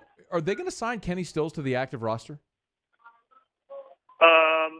I don't know where he fits for sure. I mean, the fact that they felt they needed to sign him before that game, and then the fact that receivers did nothing in that game, maybe they will definitely mix it up. But I don't see how you put Stills up unless you're putting Chris Hogan or Lil Jordan Humphrey down. It's not like you need 7 receivers to play in a football game. So I don't know for sure. But the finances of the Traquan Smith thing wasn't necessarily to afford another player. We talked all off season about what the salary cap is like for the top 51 players, and once the season starts, it becomes the entire roster, including players on injured reserve. So they need a little money for that, and obviously Marshawn Lattimore's new deal. They had already done the restructuring on Marshawn Lattimore's new deal to make it as cheap as possible. So they actually have to fit that one in. So that's bookkeeping, not necessarily setting up for a move that hasn't happened yet. Got it. Are you flying to Foxborough today? Yeah, I am in the airport, and I thought I found a quiet spot until that last one. It happens, man. No, we appreciate you for soldiering through it. But before you go, I did want to ask you. I texted you earlier, and I loved it. Mike's got a great piece up right now at ESPN.com about Jimmy Graham and his time in New Orleans, and the headline is how Jimmy Graham made history with Gronk and wishes he never left the Saints. So give us a little plug here, Mike. What inspired you to track down Jimmy Graham and write this piece? Well, I'll tell you what was really interesting about that is I noted that it was the 10-year anniversary of 2011, and I had pitched the idea this summer of doing a story on Graham and Gronk and that incredible season that they had together. And I thought we could talk to Peyton and Pete Carmichael and Belichick and their offensive coaches and the players about, how they, reinvented the tight end position and the different plays that came up and everything like that. And I remember saying to my editor at the time, the hardest element of this story might be getting Jimmy Graham because he's become really reticent with the media in recent years. Well, as it turned out, he gave one of the better interviews I've ever had with anybody. I mean, he was really, really into the subject matter. The stories he told about his admiration for Gronk, hanging his jersey in his house for the first 4 years of his NFL career. Gronk's jersey. Yeah, Gronk's jersey. Yeah. Like he said, it was the only thing hanging in his entire house because that was motivation for him.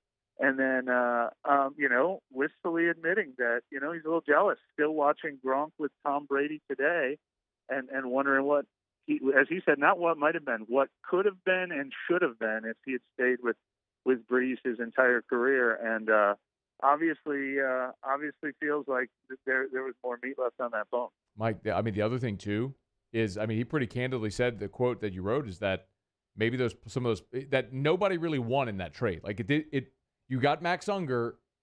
Did it really benefit you? If you're New Orleans, I don't know, but could some of those playoff losses have actually been wins? That's the first time I've really actually sat and thought, like, man, what if they had Jimmy Graham in 2017 or 2018? Like, how different might that have been? I don't know, man. It's interesting. You wouldn't have gone through the Kobe Fleener years, Right. Well, a lot of people did point out, actually, that the Saints did court him again when he went to the Packers 3 or 4 years ago. And so he actually could have been around for some of those 17 through 20 playoff teams.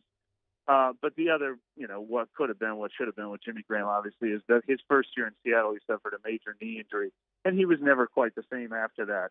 But if you do get to go back and do an alternate history where you get, a healthy Jimmy Graham and just get to keep building on the rapport he had with Drew Brees, I mean, obviously, I understood the trade at the time that the Saints had an abundance of offensive weapons, and they just always made their offense work. But it was during that 17 through 20 playoff run where they actually ran out of pass catchers, and that became a problem. It's a problem now.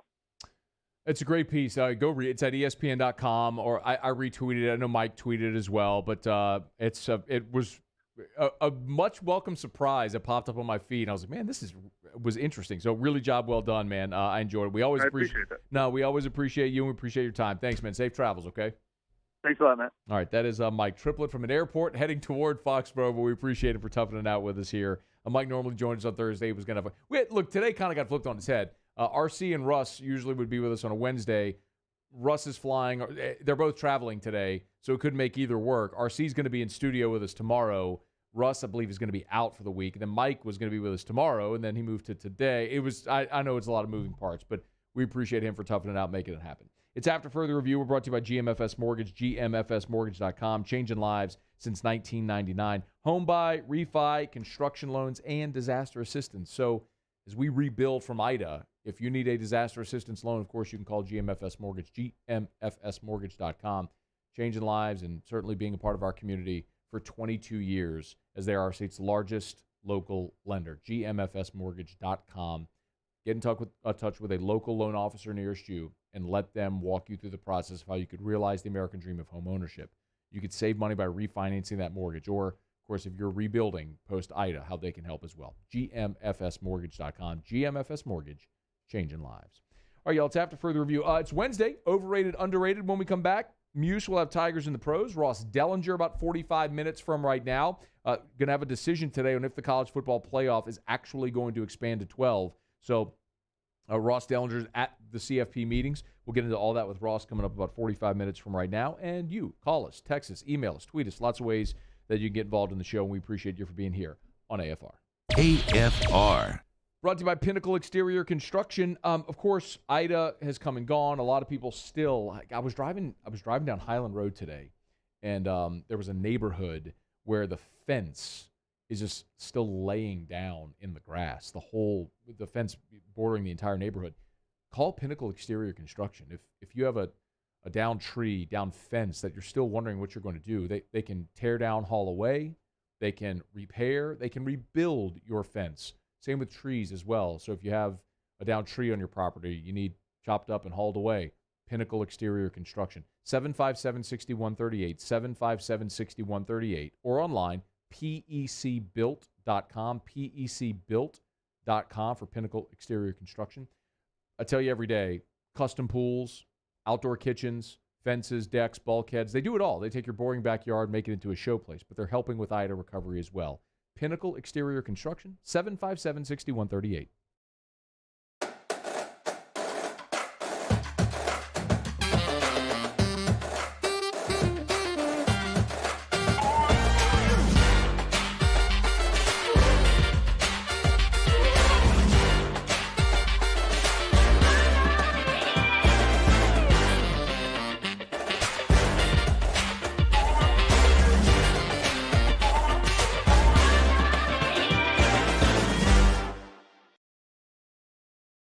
All new Bayou Ford vehicles come with a 1 million mile powertrain warranty. And with Bayou to You, free delivery right to your door.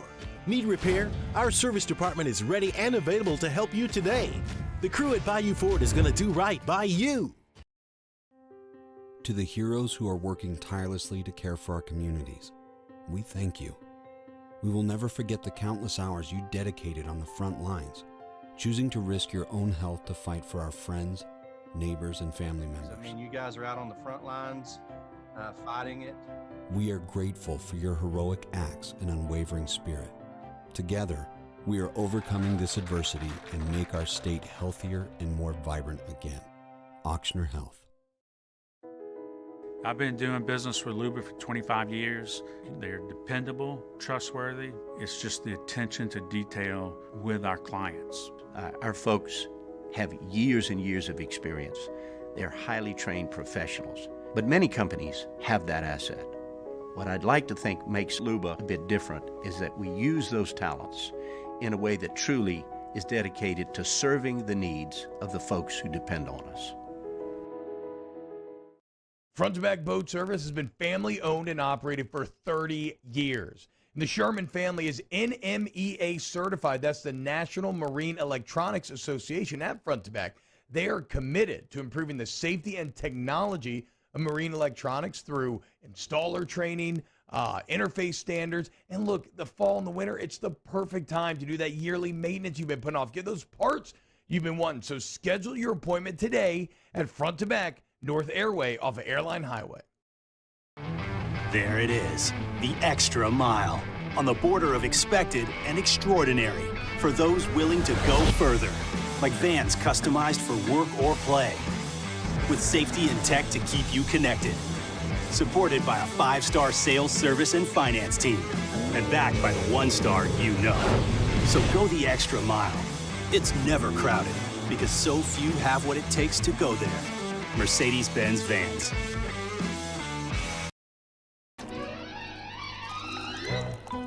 Le posso offrire un caffè? Andiamo insieme da me, non c'è.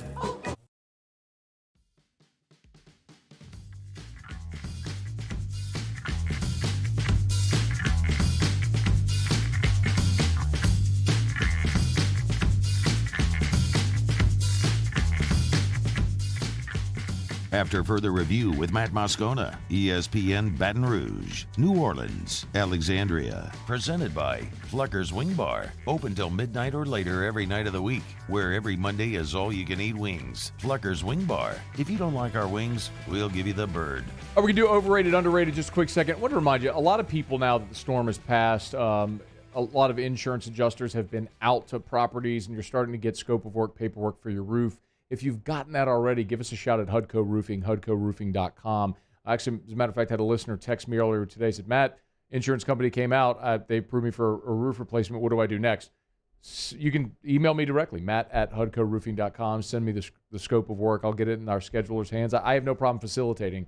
We're all hands on deck right now. So roof replacements, if you had storm damage due to Ida, we're servicing really all of South Louisiana, so give us a shot. HUDCOroofing.com. Do business with someone you know. Bypass the door knockers, bypass the out-of-towners.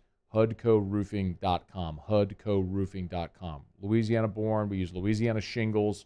Our CertainTeed shingles are manufactured in Shreveport, Louisiana. So here before the storm, we'll be here after. HUDCOroofing.com. Do business with someone you know. HUDCOroofing.com. Muse is going to have Tigers and the Pros coming up shortly. Let's do it, though. We do it Wednesdays here. A little something we call overrated or underrated. Muso will throw out a few items here. Go ahead. Yep. Muso will throw out a few items here, and I'll tell you if I think they're overrated or underrated. All right, Muse, what we got today? This one was Is this a new bed? Yeah. Oh. This feels kind of Beach Boys-y. Yeah. I don't hate it yet. I don't know. We'll see how it goes. If they start singing, I'm going to be really angry. Wait for that drum beat to hit. You'll hate it. Yeah, I kind of don't like this, but we're just going to roll with it. We're going to roll with it for now. I think you're 0 for 2 with music beds today. Yeah, we're going to go back to the old bed for this. Well, you know what's funny is I realized the bed we used for the earlier in the show was actually our overrated or underrated bed. I didn't mean to. Oh, good. Didn't realize until it started playing. I was like, oh. That's okay. Anyway, this first one was inspired by the weather today. Okay. Feels great outside. No.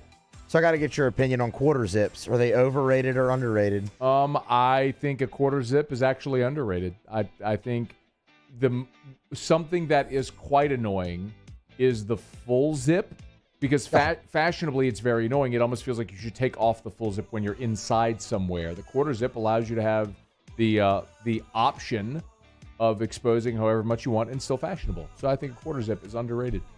I like it. Overrated or underrated Legos? Oh, Legos. Massively overrated. You know what? I need to rephrase, actually. That's just because I hate Legos. Okay. So you're biased. Yes. What I will say is I think Legos are a magnificent way to challenge the creative mind. For example, my godchild, Anthony, he is going to be an engineer. Like, it's just the way his brain works. He's a very smart child. We give him Legos all the time, and he builds these super elaborate things. The kid's 7. And it's like, it's almost like an elf whenever he builds the whole Christmas, and you're like, you did all this with just this little stuff. It's that sort of thing. So I think Legos are a brilliant tool for that. And so they have a purpose, but I just hate Legos. So they're horribly overrated. And then you step on them. Oh, that hurts. You step on them, it hurts. That alone makes Legos overrated. It's a pain that just, it really shouldn't hurt that bad. I know, it does. Overrated or underrated? The presidential physical fitness test. Let me know what that is. Yeah, you remember that, yeah? No? Oh, is that the thing when you're like in elementary school? How many push-ups, how many pull-ups? You got to run the mile, the pull-ups. It's horribly overrated. Why do you want to embarrass children? What are we doing here? Do they still do that? I have no idea. I was just a fat remembered kid. it one day. Do you think I was doing a freaking pull-up as a fat kid in the 8th grade? No. Not a chance in hell. I was actually pretty good at the pull-ups. You're embarrassing kids. Overrated. How many pull-ups did you do, Muse? I think 12. I was like 50 pounds.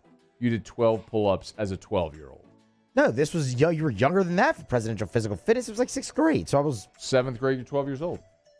Okay, so 6th grade, so it was 11. Yeah, couldn't do 12 pull-ups now, but then I was like 50 pounds. I'm not a big person. I know you're not a big person, so you don't have a lot of weight to pull up. You still have to have the strength to pull it up. I can find the certificate. I'm calling BS. I can go home and try to find the certificate if you would like me. I want the certificate. Paul, are you calling BS on this, or do you believe him that he did 12 pull-ups as an 11-year-old? I'm calling BS. Y'all call it all you want. I'll go home and look. I don't know if I still have it, but I can go home and look. I know my truth, so it doesn't really matter. There's no way you did 12 hanging pull-ups as an 11-year-old. No shot. You're also discounting the fact that you think they actually really made you go all the way down and back up. Don't care. I want to see the certificate. I'll see if I can find it. All right. Otherwise, certificate or it didn't happen? Well, it's your opinion. I was there. It happened. No. Yeah, it did. Overrated or underrated pinball? I bench pressed 1,000,000 pounds.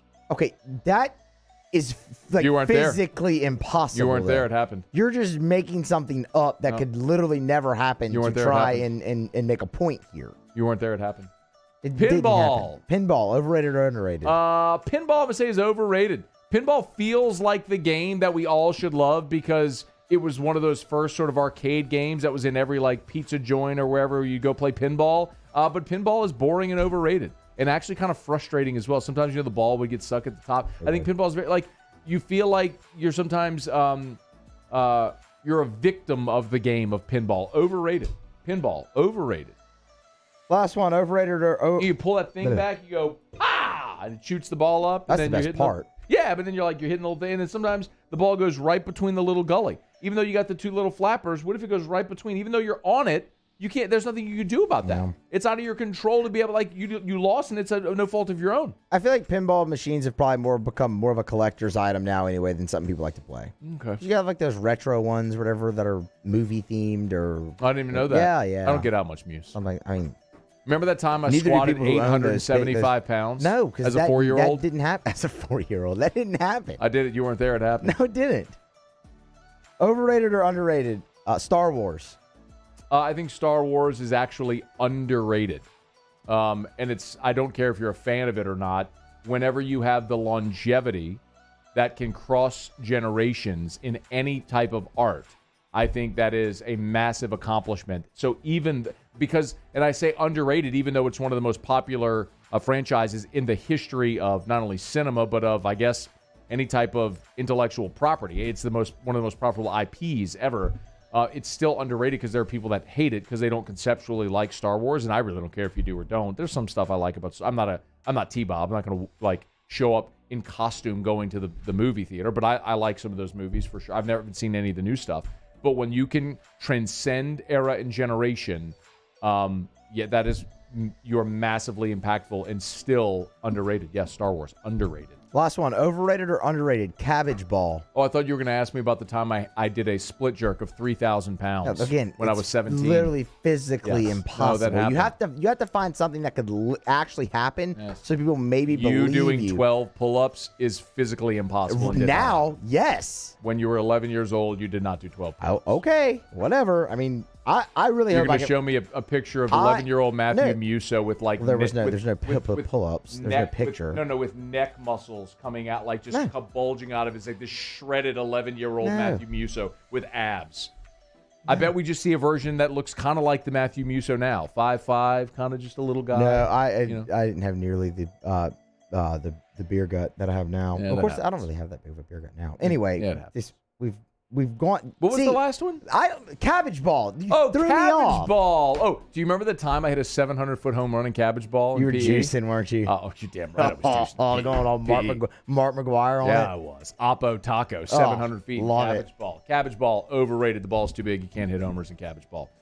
That is overrated or underrated. We do that on Wednesdays. We appreciate Muse for coming up with those and for lying to us about how many pull-ups he did as an 11-year-old. It's after further review. Musso will have Tigers in the Pros, where he'll probably lie to us about his professional career as well. Stay here. It's AFR. AFR. AFR is brought to you by Hancock Whitney. Actually, having lunch with my friends from Hancock Whitney tomorrow. HancockWhitney.com. HancockWhitney.com. Find a financial center near you, or you can log on to HancockWhitney.com. It's a great place to start. HancockWhitney.com is my bank. They have been for as long as I have had a bank. I've always gone to Hancock Whitney. HancockWhitney.com to find that financial center near you.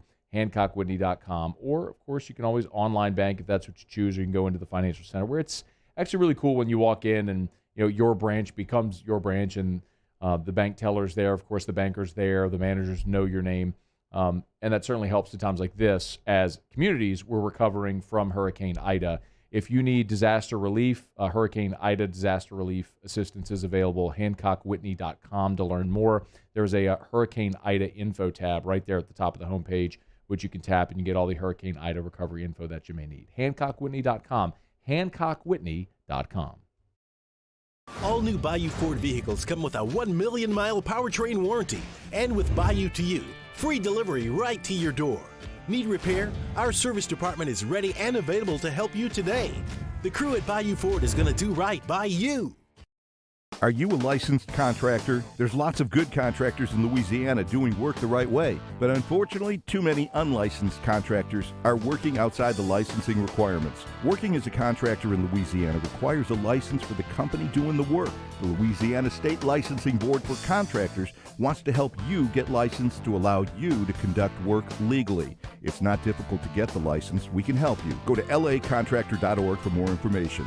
Licensed contractors, it's the law. Gulf Coast Bank and Trust is giving our customers the power to bank anywhere, anytime during this challenging event. And we're right there with you. Our mobile banking app is a smart way to manage your money and time. Gulf Coast Bank and Trust, the bank that cares about you. Gulf Coast Office Products is a nationally recognized Savin office equipment dealer based right here in Louisiana. Over 100 employees strong, Gulf Coast has the boots on the ground to support all vertical markets, from education, engineering, legal, and finance. With the latest in office technology, from desktop to production segment units, Gulf Coast and Savin have the perfect fit for you. Call 225-756-2644. That's 756-2644 for Gulf Coast Office Products. At All-Star Toyota, you get it all. If you're in the market for an all-new Toyota vehicle, come see our friendly and knowledgeable sales team at All-Star Toyota. Located in Baton Rouge at the corner of Airline and Goodwood, we've been serving our community since 2005 by offering a large selection of new Toyota cars, trucks, and SUVs. Get behind the wheel of your dream car and take a test drive at All-Star Toyota today.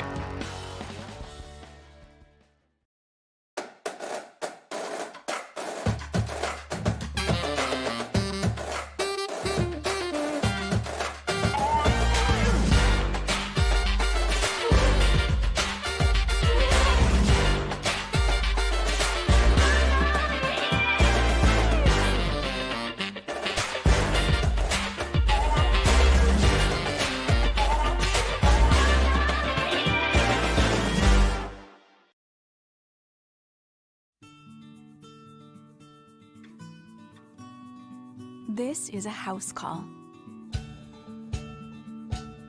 This is a follow-up appointment. This is a diabetes checkup.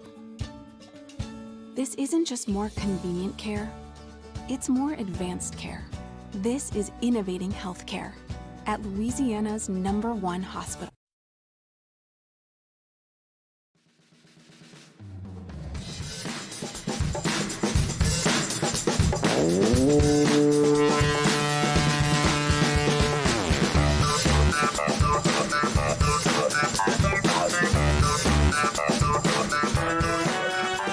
After further review with Matt Moscona, ESPN Baton Rouge, New Orleans, Alexandria. Presented by Plucker's Wing Bar. Open till midnight or later every night of the week, where every Monday is all-you-can-eat wings. Plucker's Wing Bar. If you don't like our wings, we'll give you the bird. All right, wrapping up hour number 2, brought to you by Pluckers. Nicholson Bluebonnet, dine in, carry out. You don't like our wings, we'll give you the bird. Brad Varnado on Twitter. No way a pothead can do 11 pull-ups. Right, they can do 12, Brad. Get it right. So you're saying you were a pothead as an 11-year-old? Yeah, I kicked the habit. No, I didn't. I was never a pothead at 11. I'm not a pothead now. Kind of just but sounds that like happened. An admission. That sounded like an admission is what that sounded like. Didn't it, Paul? Isn't that what that sounded like? It sounded like an admission. That's what I thought. 100%. Yep, Paul got it. I mean, look, man, if you're going to try to come troll, you have to at least get the number right. Greg Lehman via the text line.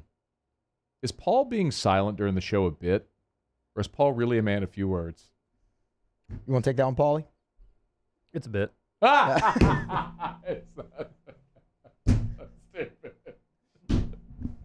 I don't think I do not know any human that talks less than Paul O'Neill. That's because of the commitment to the bit is just at an all-time high. All-time high. All right, Muso has Tigers in the pros.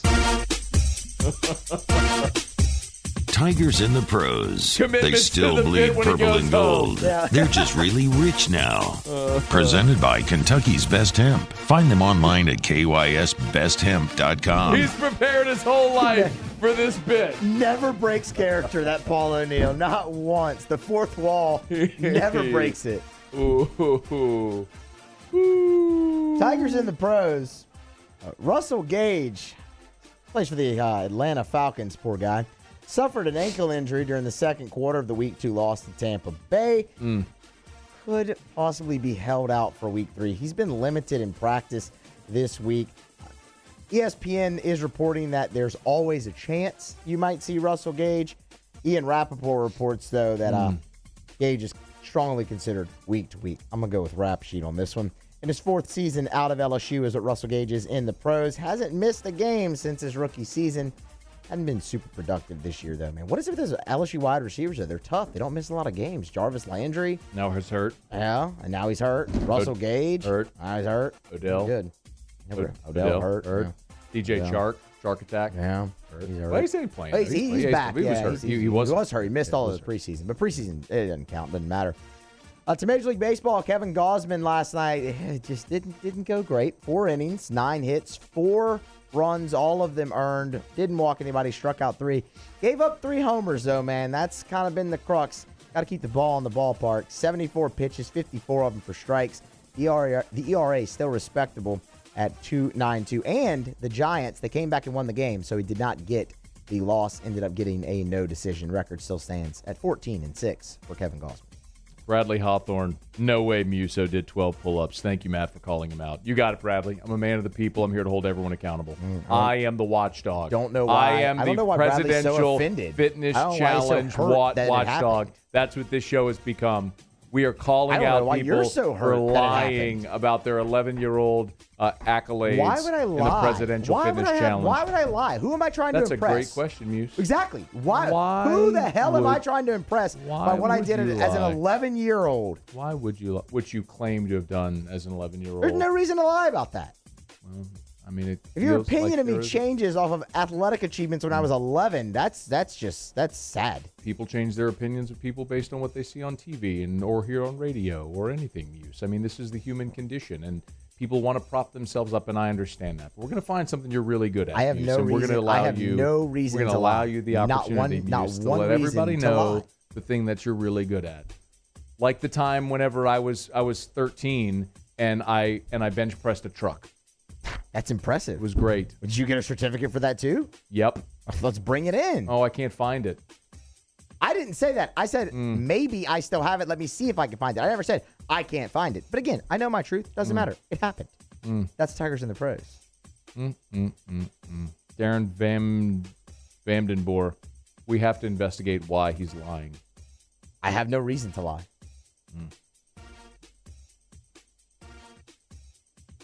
Could always see if I could recreate it.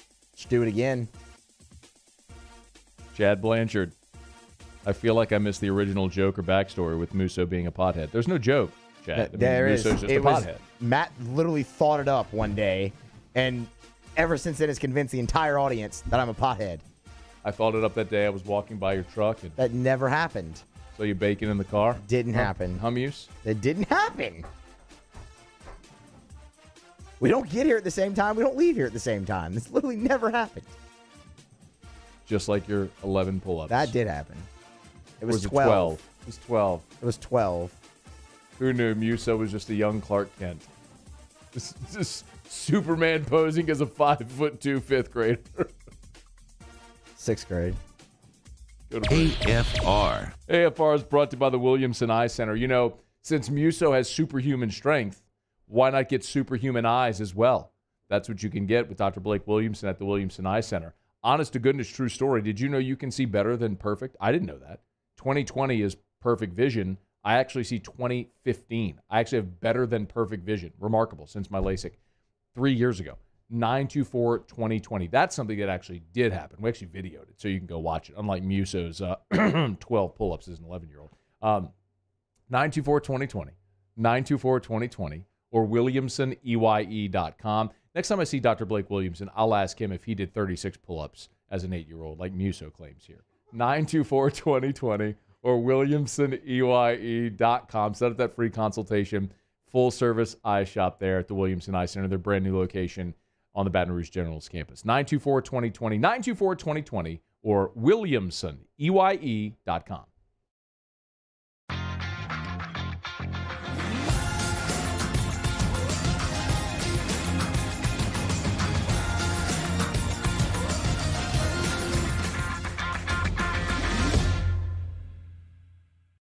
Yo, Jake here for Patient Plus Urgent Care Clinic, the place that's going to be convenient for you during an inconvenient time. Look, you hear me talk about my four boys all the time, and sometimes things like stitches, well, they happen. And in fact, they have. And Patient Plus is always taking care of us, just like they'll do the same for you. And now with 7 convenient locations across the Baton Rouge area, open from 9 a.m. until 9 p.m., 7 days a week. And also at PatientPlusUC.com, you can sign up for your appointment on the way to the clinic. That's Patient Plus Urgent Care Clinic. Get in and get better.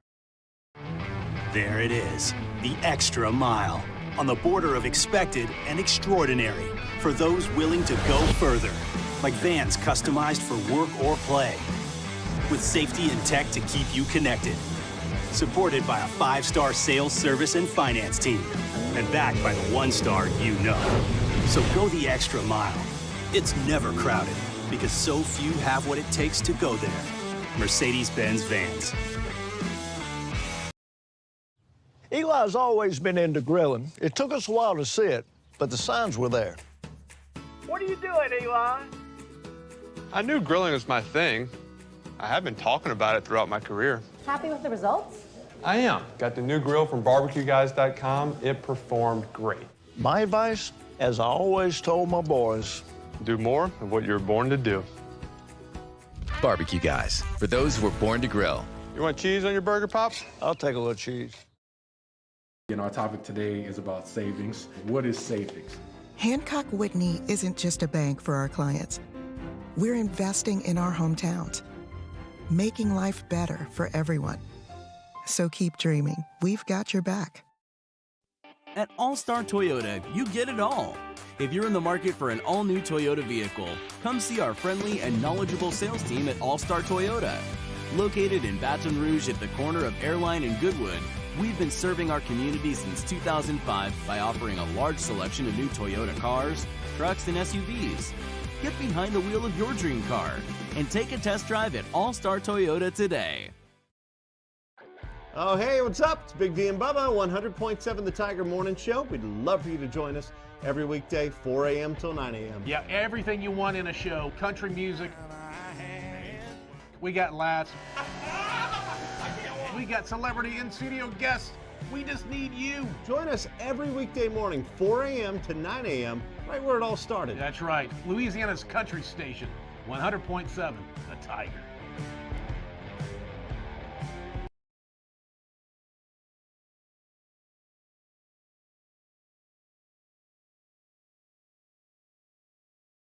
Hand Injury Lawyers.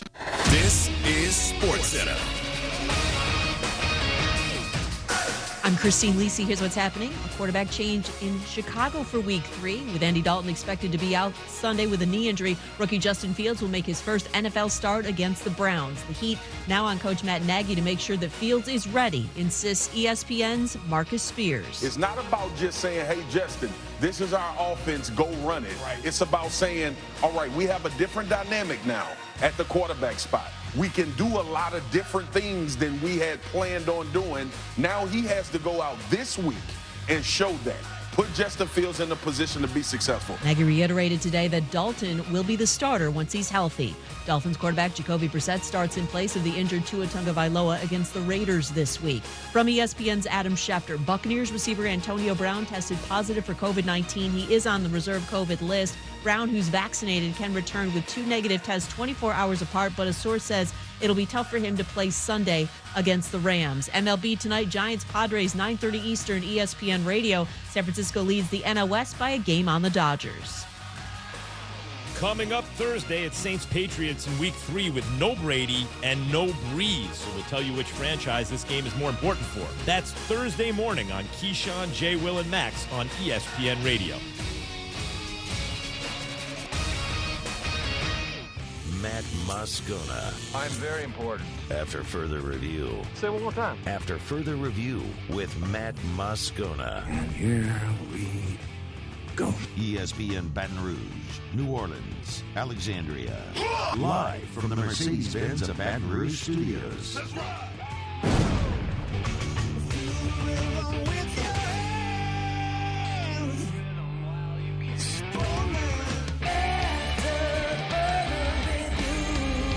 Hour 3, off we go. Welcome aboard. Glad you're with us. AFR presented by Pluckers. I'm Matt. This is Shaq O'Neal, and I hate Matt. Paul O'Neal. They're chanting Paul O'Neal's name.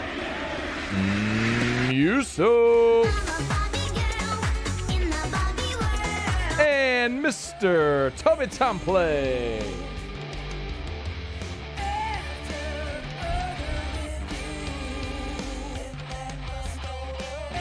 We're here. Glad you are as well. 5 o'clock quitting time. Glad you're driving home with us. And, ooh, by the way, it's a hump day.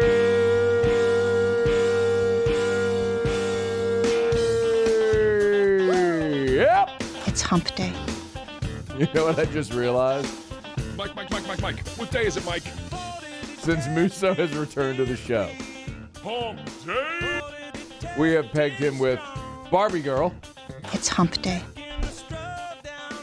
We have highlighted his prowess of wiping boogers under a chair.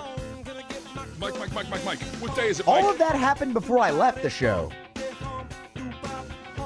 All right, in your total cumulative time producing the show, we have convinced everyone that you're a pothead and that you're a bull-faced liar about the presidential fitness challenge. It's hump day. I mean, why would I lie about that? Like, I don't even understand. Stephen Miller.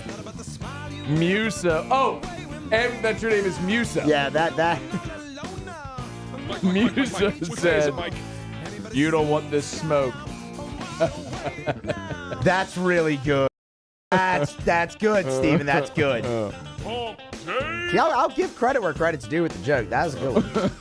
The rest of them haven't been very good. Les Miles here. In kindergarten, I got an A+ in clocks. Nah, I don't like that one. It's hump day.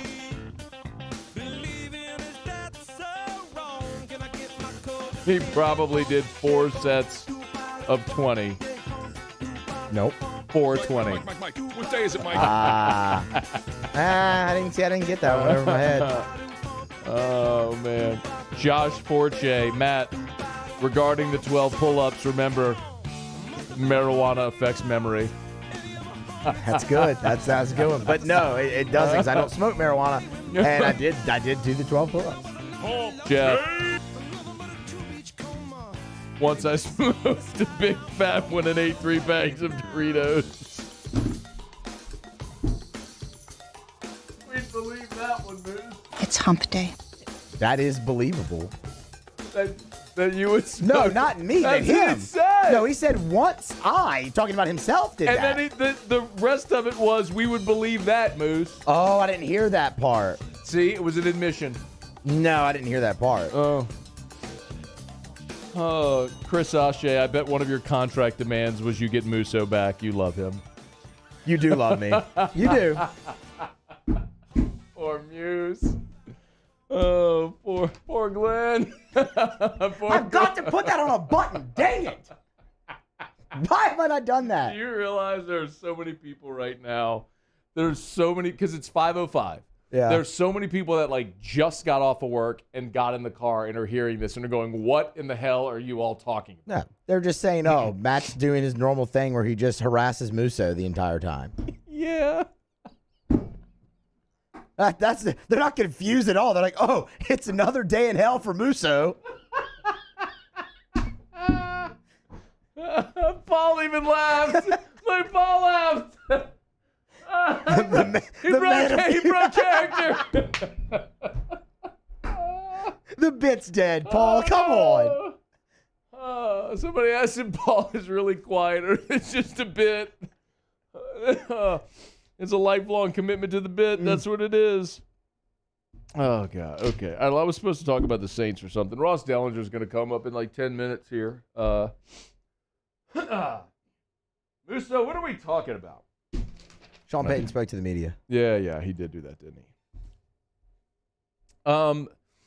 So, golly.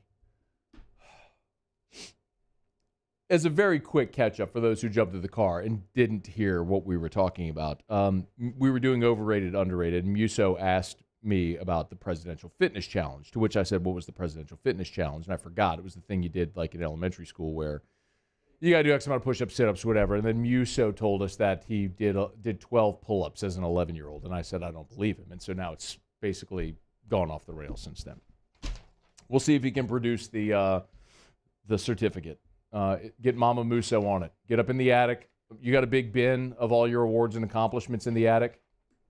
Or maybe, I don't know. I really don't know. Or are they still displayed prominently on your bedroom wall? That's not a thing. Yeah, that's not a thing. Musso brings a date It's home not, that's the and thing. shows his presidential fitness. I'm not. I'm not actually proud You're of like it. Uncle Rico.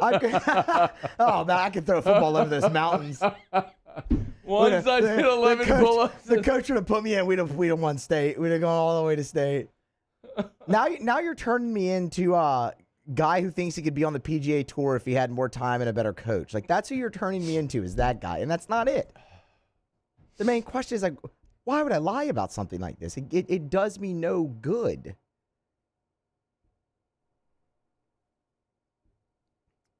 First injury report of the week was released. And it was actually really good news, relatively speaking, for the Saints. So let's run through it. Only one player did not participate, and that was Eric McCoy. So Eric McCoy was a DNP. The other players that did not play this past week against Carolina that practiced but were limited. C.J. Gardner-Johnson was out there, limited.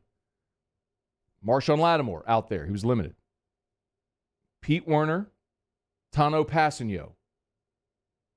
Tano Passanio actually was a full participant, but C.J. Gardner-Johnson, Lattimore, and Werner, all who did not play last week, practiced limited.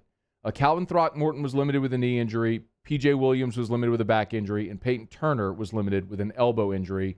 So we know Peyton Turner's battled, some injuries throughout camp and all, had a really nice performance in his debut on Sunday. But all things considered, how banged up they were last week against Carolina, down 5 starters from week 1, that is good news, especially going on the road against New England.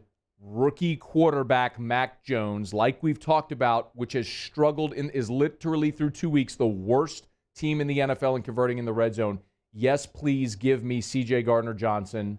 Yes, please give me Marshawn Lattimore back healthy. Yes, I'd like to have Tano Passanio back there on my defensive line at defensive end. Yes, give me all of these guys back defensively. The defense wasn't awful against Carolina. I mean, they were exposed, but they were on the field for 40 minutes as well. Give me these guys back healthy and make Mac Jones beat all-pro Marshawn Lattimore. Give me C.J. Gardner-Johnson, who is the guy, maybe more than any other on the Saints team, that could go get in a receiver or a quarterback's head. Yeah, give me those guys this weekend in New England. Sean Payton did talk today about that Patriots offense and what the defense is going to face this weekend in New England. They run the ball very efficiently and effectively. They're gonna do a good job of mixing play action, hard sell at play action, second level throws that can challenge your interior hook defenders, guys that have a conflict on a play of run or pass. They can get the ball down the field. There'll be some conventional personnel groupings that we see, but when they break the huddle, they're not necessarily in conventional formations. So it forces you to sort through who your assignments are in man, probably a little bit more stressful in some of those man situations, and then, how you're going to deploy in zone. Now, that was a lot of talk. Mac Jones, rookie quarterback, who the Saints are going to face this week. Here was Sean Payton's first thoughts on the Patriots rookie. I think positive, really positive. He was someone we were really high on in the draft. I think here's the thing. I think he processes information fast. You saw it at Alabama if you watch closely his tape. So the ball comes out, his decisions are made fast. I think he sees the field horizontally as well as vertically well. And, he's got the arm to make the throws that you want. And so, but his decision making and processing, where I felt really strong suits with him. And I think he's handling it well. It's not easy to come in and all of a sudden start week one as a rookie, but he's a smart player. Sean Payton again talking about Mac Jones as the Saints are getting ready to go on the road to New England. But again, I would say the big story here is that the injury report looking better for New Orleans this week. It was on this day last week when we saw that first injury report and we all went, and you saw how lengthy it was with 10 players on the injury report. And you knew that if that continued, the Saints were going to be in trouble, and they were. It's when I really started having a bad feeling about that Carolina game when I saw that first injury report. I have a decidedly different feeling now, considering it looks like these guys are getting back. Now, offensively, Throckmorton was limited today, and McCoy looks like he's still going to be out. So what happens if Calvin Throckmorton isn't able to go? Saints have just got to be better with turnovers, protecting the football. They've got to be better moving the football offensively because they were just completely impotent this past weekend. So we will talk much more throughout this week, getting you ready for Saints and Patriots. But I, again, have a decidedly different feel and vibe and mood about this game right now than I did a week ago at this point, talking about Carolina. All right, it's after further review. Talk some college football with SI's Ross Dellinger when we return. There is kind of an important day. The College Football Playoff Committee is meeting today to determine to decide if they're going to stick with their expansion plan or not. So Ross will update us on that. We'll get his thoughts on the first 3 weeks of the college football season. First month, I guess, because of week 0. Stick around. It's AFR. AFR. Buying or selling a home? Call Darren James. Call the realtor that sells more homes than anyone. Call the realtor that's on the top 1% of realtors in America based on the number of homes sold. Call the realtor that spends more money marketing his property, your property, than anyone else. Call Darren James and get your home sold. 335-7666, 335-7666, or agent225.com. Remember a couple things. Number one, working with Darren James obligates you to nothing. If at any point you're not thrilled, fire him. Let you out of the contract free and clear, no questions asked. Darren's Love It or Leave It program. Buy a home from Darren. If you have to move for whatever reason within a year, he'll sell your home for free for his half of the commission. Buy a home from Darren. He's negotiated a deal with a moving company that'll give you a deeply discounted rate to have your things moved, because 75% of people that move say the biggest headache they have is actually moving after they sell their home. So call Darren James and get your home sold. 335-7666. All new Bayou Ford vehicles come with a 1 million-mile powertrain warranty. And with Bayou to You, free delivery right to your door.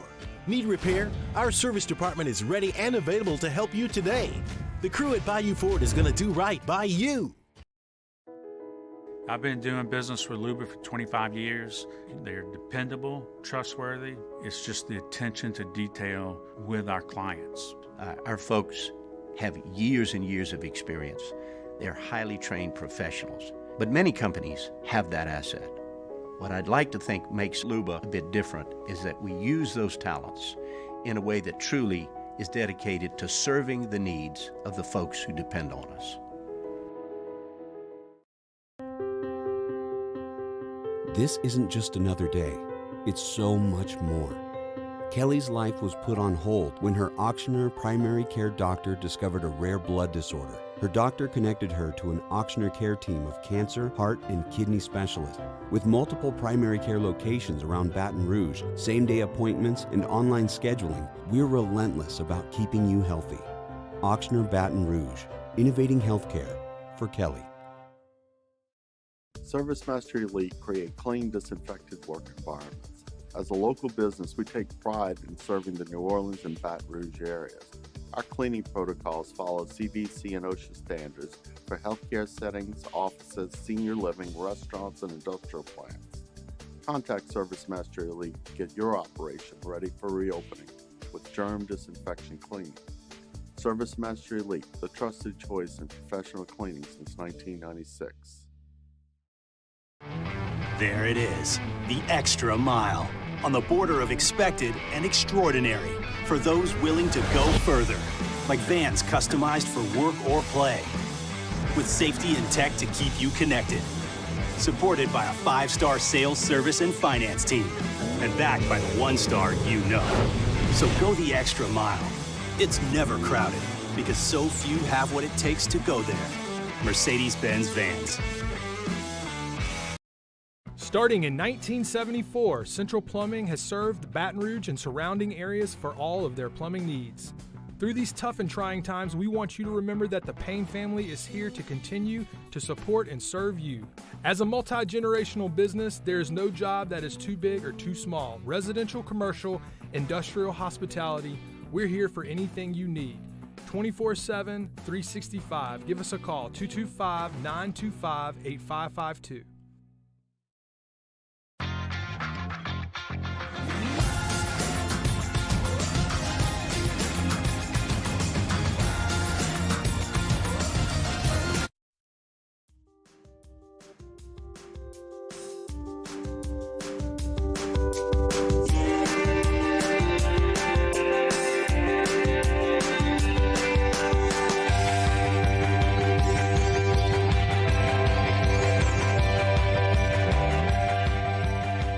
After further review with Matt Moscona, ESPN Baton Rouge, New Orleans, Alexandria. Presented by Flucker's Wing Bar. Open till midnight or later every night of the week, where every Monday is all-you-can-eat wings. Flucker's Wing Bar. If you don't like our wings, we'll give you the bird. All right, glad you're rolling along with us here. Hump Day edition of AFR presented by Pluckers, Nicholson, Bluebonnet, dine-in, carry-out, or delivery via Uber Eats or what's the other one? Sorry. DoorDash. I totally had a brain fart. I'm sorry. Uber Eats or DoorDash. You can get Pluckers delivered. A guy who's certainly during his time in Baton Rouge ate plenty of Pluckers is Ross Dellinger, who's good enough to join us now. Delly, how are you, man? Good, man. How you doing? I'm really well, man. Thanks. I texted you earlier today to come on just to talk college football because every time you come on, it seems like we're talking about expansion or this committee meeting or that. And then you reminded me that the College Football Playoff Management Committee was meeting today, and that's actually what you were doing. So I do want to talk football with you, but let me just start with an update on what happened today from the College Football Playoff Management Committee. Yeah, so this is kind of a date circled 3 months ago when the subcommittee, a working group of 4 commissioners, created and then announced the 12-team playoff expansion proposal. This was kind of the date circled that it would be approved.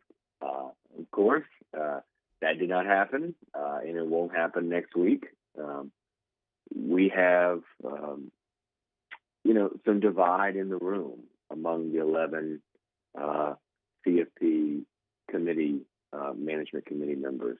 which are the 10 FBS commissioners, and Jack Swarbrick, the Notre Dame AD. And the divide lies in several areas, but they probably had 8 or 9 votes for this, right? So there were 2 or 3, I would assume, that did not want to vote for this. I think most know who those 2 or 3 were, right? They just formed a pact called the Alliance, and they have issues with it that range from the complicated ordeal with the Rose Bowl, and it has there are a lot of layers to that, and that's some would say it's a resolvable issue, others would say it's not.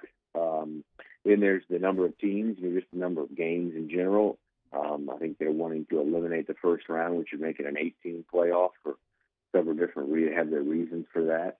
And then there's the issue of media partners, and that's a little more resolvable.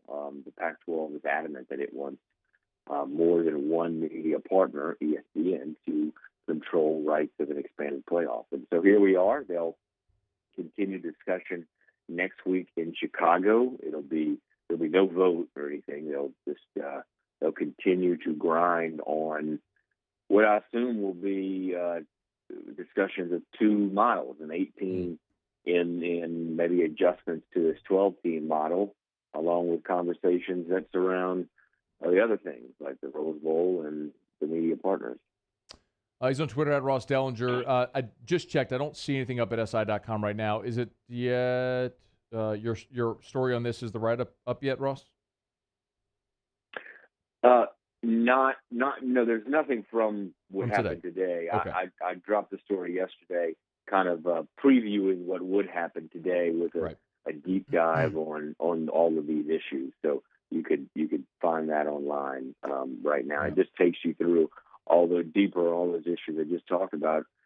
Spoke to about probably 9 of the 11 commissioners for that story, and so it kind of takes you inside what the issues are.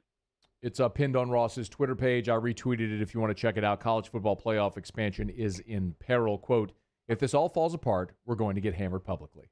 I love that headline. That's really great. All right. So that's all up there right now. So suffice to say, there's not been an approval of a 12-team playoff, so that's all on hold. Who is the best team in college football through a month this year?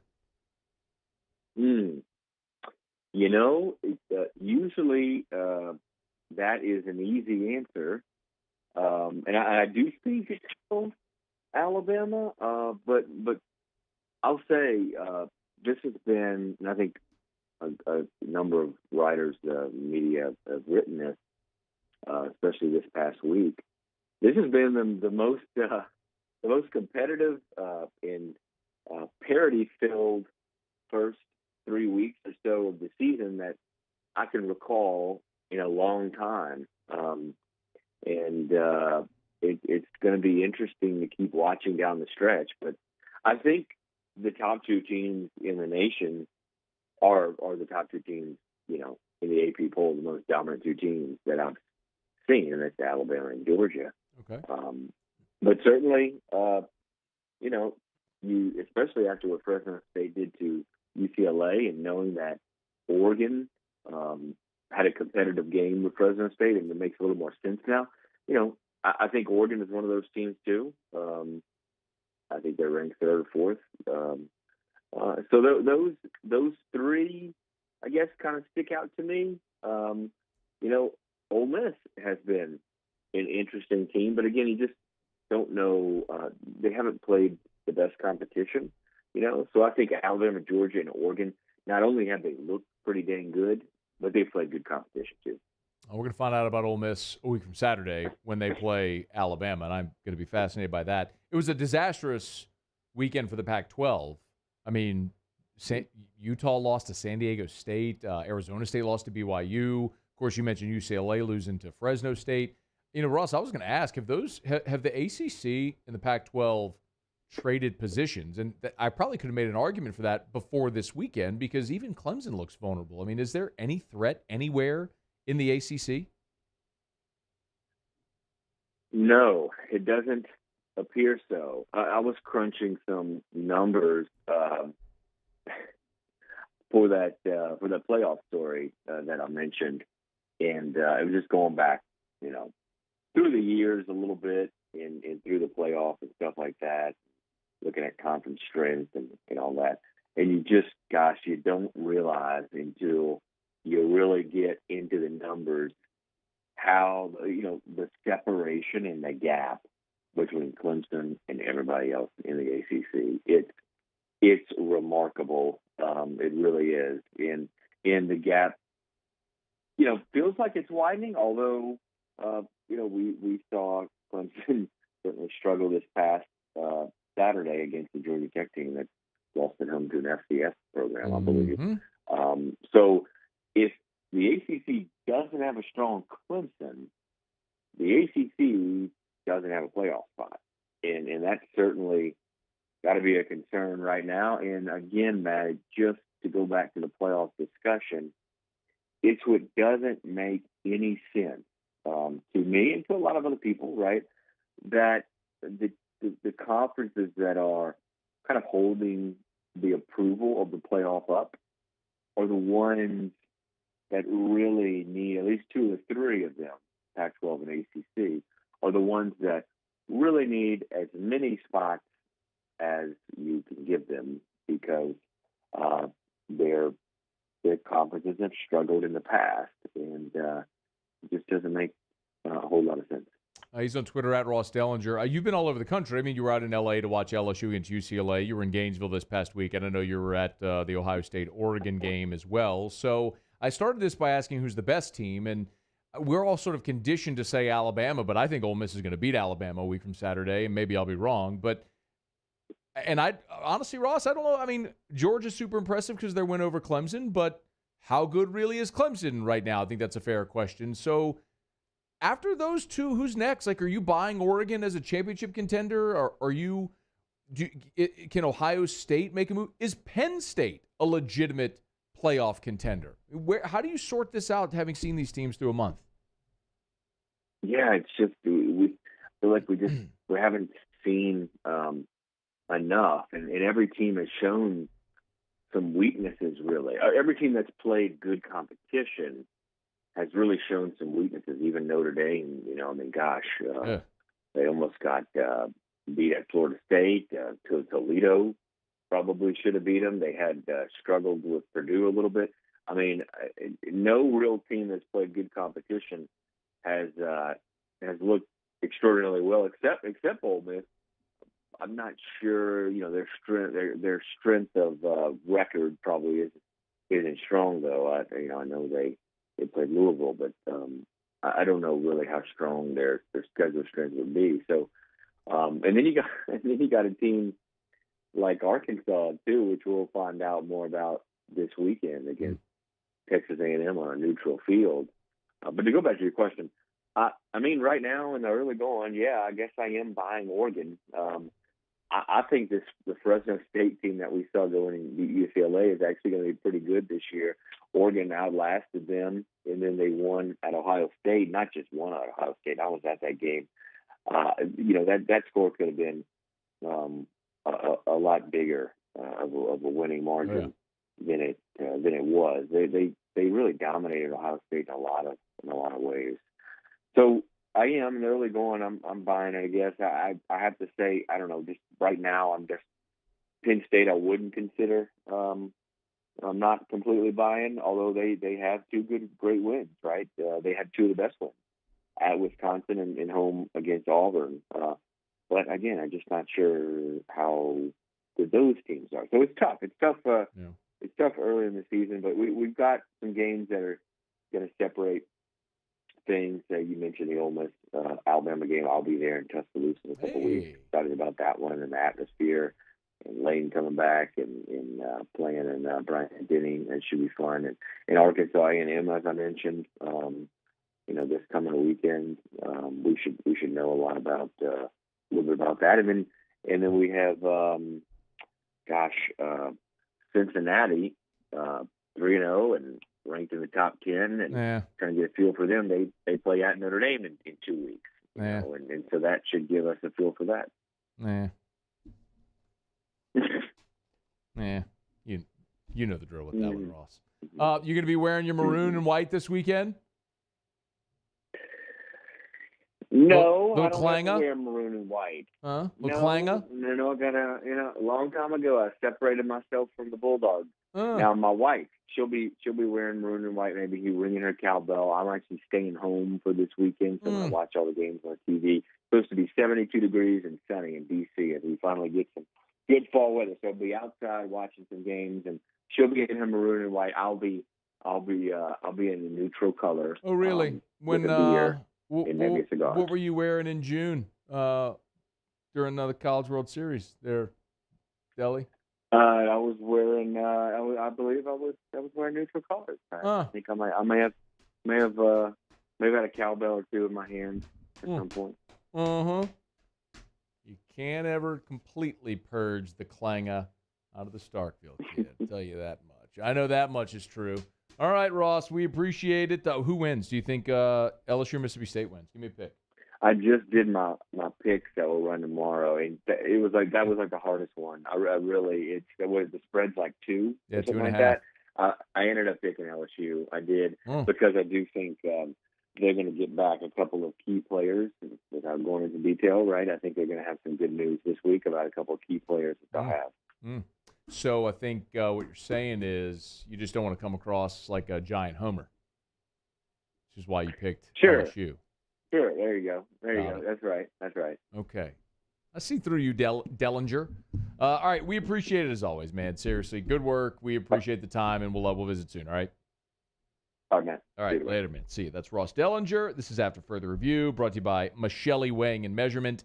Michelli.com, Michelli.com. Michelli is actually going to be one of our sponsors this week on Whiskey and Wine. So as soon as LSU and Mississippi State goes final, T-Bob and I will be live at Don Juan Cigar Bar, and I will be in Michelli gear. Looking forward to that.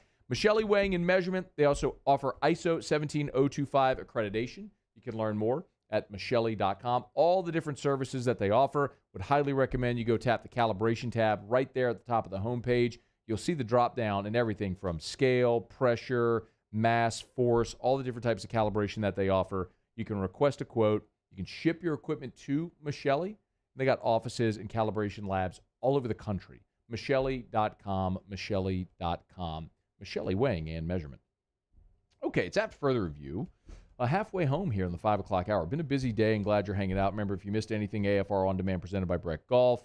Let's hear plenty from Ed Orgeron and Mike Leach as they preview this game. Mike Triplett last hour at Bourbon Dictionary in hour number 1. Ross Dellinger just there, went through the Saints injury report. Ton there. It's all on demand at 1045ESPN.com or on the After Further Review YouTube channel. So check them out. Let me knock out a quick break here. We will continue. Stick around, AFR. AFR. Better coverage for less money. That's Insurance Network of Louisiana. So I tell you about that all the time.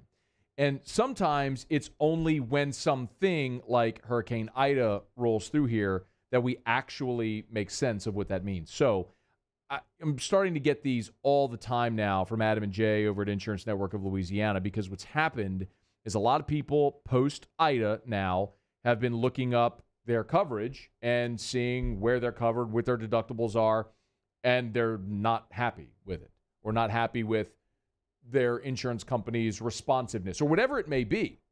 Sound familiar? How about this? AFR listener named Russell had been with Liberty Mutual for 6 years, way overpaying. He had a $5,200 hurricane deductible. They were able to reduce his hurricane deductible from $5,200 to $1,000 and saved him $2,400 a year in his coverage. 293-0450. 293-0450. Gulf Coast Office Products is a nationally recognized Savin office equipment dealer based right here in Louisiana. Over 100 employees strong, Gulf Coast has the boots on the ground to support all vertical markets, from education, engineering, legal, and finance. With the latest in office technology, from desktop to production segment units, Gulf Coast and Savin have the perfect fit for you. Call 225-756-2644. That's 756-2644 for Gulf Coast Office Products. In most cases, you'll never get more for your trade-in than right now at Corval Toyota in Opelousas. Now's your chance to upgrade. You can pre-order your new Toyota today or choose one of our pre-owned vehicles and we'll buy back your current vehicle at a price that will absolutely amaze you.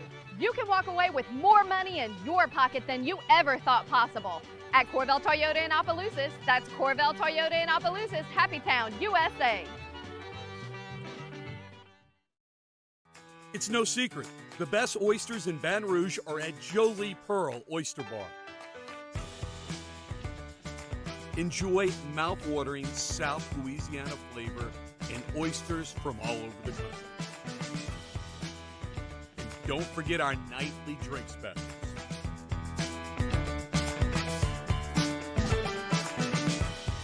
Jolie Pearl Oyster Bar, located in downtown Baton Rouge.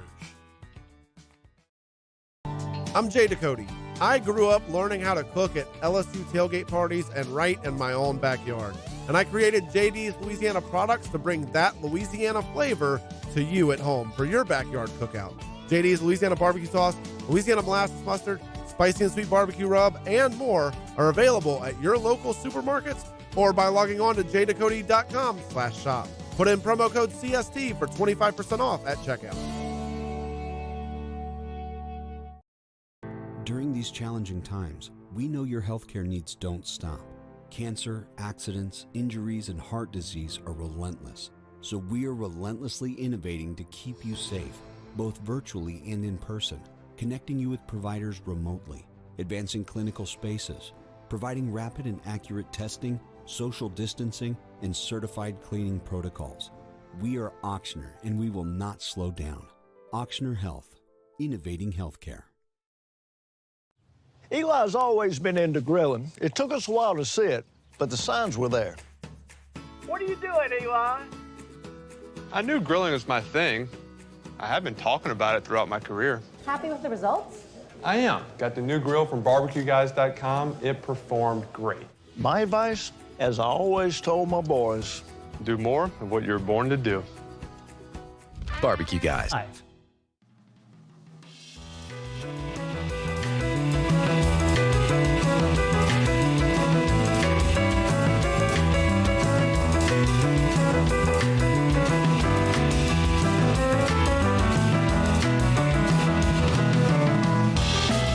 After further review with Matt Moscona, ESPN Baton Rouge, New Orleans, Alexandria. Presented by Plucker's Wing Bar. Open till midnight or later every night of the week, where every Monday is all-you-can-eat wings. Plucker's Wing Bar. If you don't like our wings, we'll give you the bird.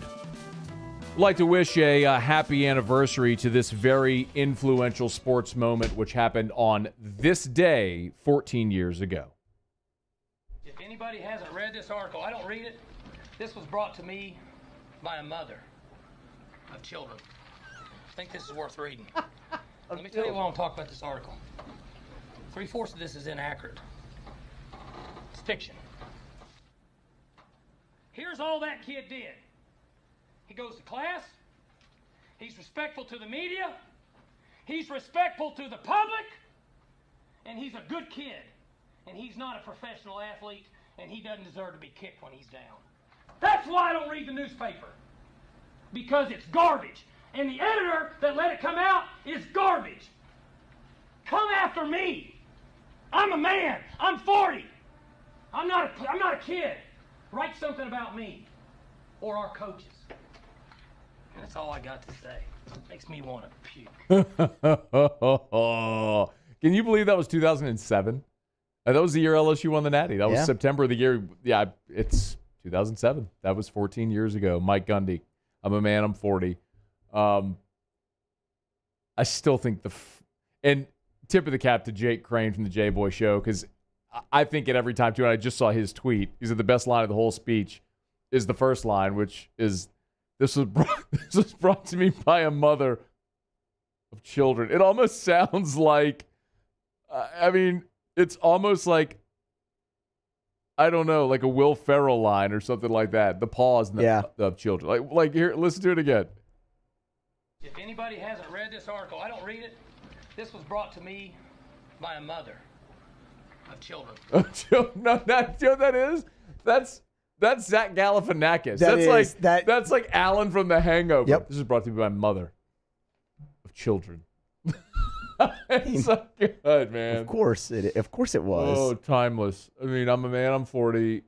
Along with Allen Iverson's practice rant. Yep. You want to crown him, crown him. I mean, there's the playoffs. Yeah, playoffs. There's a short list of the ones that always come to mind, and that's certainly on it. Mike Gundy 14 years ago today. Hopefully, by the way, that was a pre-mullet Mike Gundy. He had a little different hairstyle with the visor. Now the mullet hoodie wearing Mike Gundy. It's an interesting transformation Gundy's made over the last 14 years. Having a better day is the Bettor, who had the 16-team parlay. Did you hear the latest? I did. Okay, so let's fill people in. So we talked about it yesterday. There was a bettor who placed a $25 wager on a 16-leg parlay. It was money line bet on every NFL game. He was picking the winner of every NFL game, and he hit the first 15 games. His $25 wager would have netted him over $700,000, nearly $750,000. And the last game, of course, was the Monday Night Football game, the Lions and the Packers. All he had to do was have the Lions win. It begs the question, why in the hell would you pick the Lions over the Packers in Green Bay? It's the stupidest thing in the world. But he was right there on the precipice of glory. And, of course, we know what happened in Green Bay won, so we all wondered what happened to this guy. Did he hedge? Well, apparently, mathematically, for him to have hedged, and tip of the cap, Darren Ravel explained this, he would have had to place a $580,000 wager to win $100,000 on that game. So the odds were very much against him being able to do that. That would have guaranteed a profit of about $100,000 if the Packers win, or $146,000 if the Lions had won. So he was going to have to borrow almost $600,000 somehow to make that bet. So he really couldn't hedge. So the rules of the promotional bet prevented a cash out. But BetMGM allowed him to cash out anyway.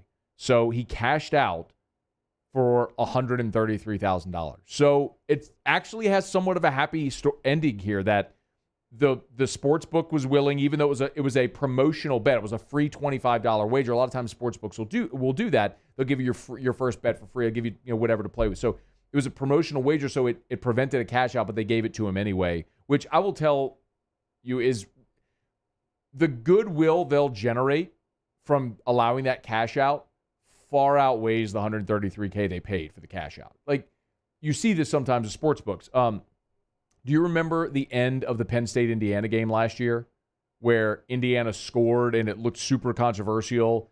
It was Penn State. Thought they'd scored and won the game, and they ruled that it was out of bounds.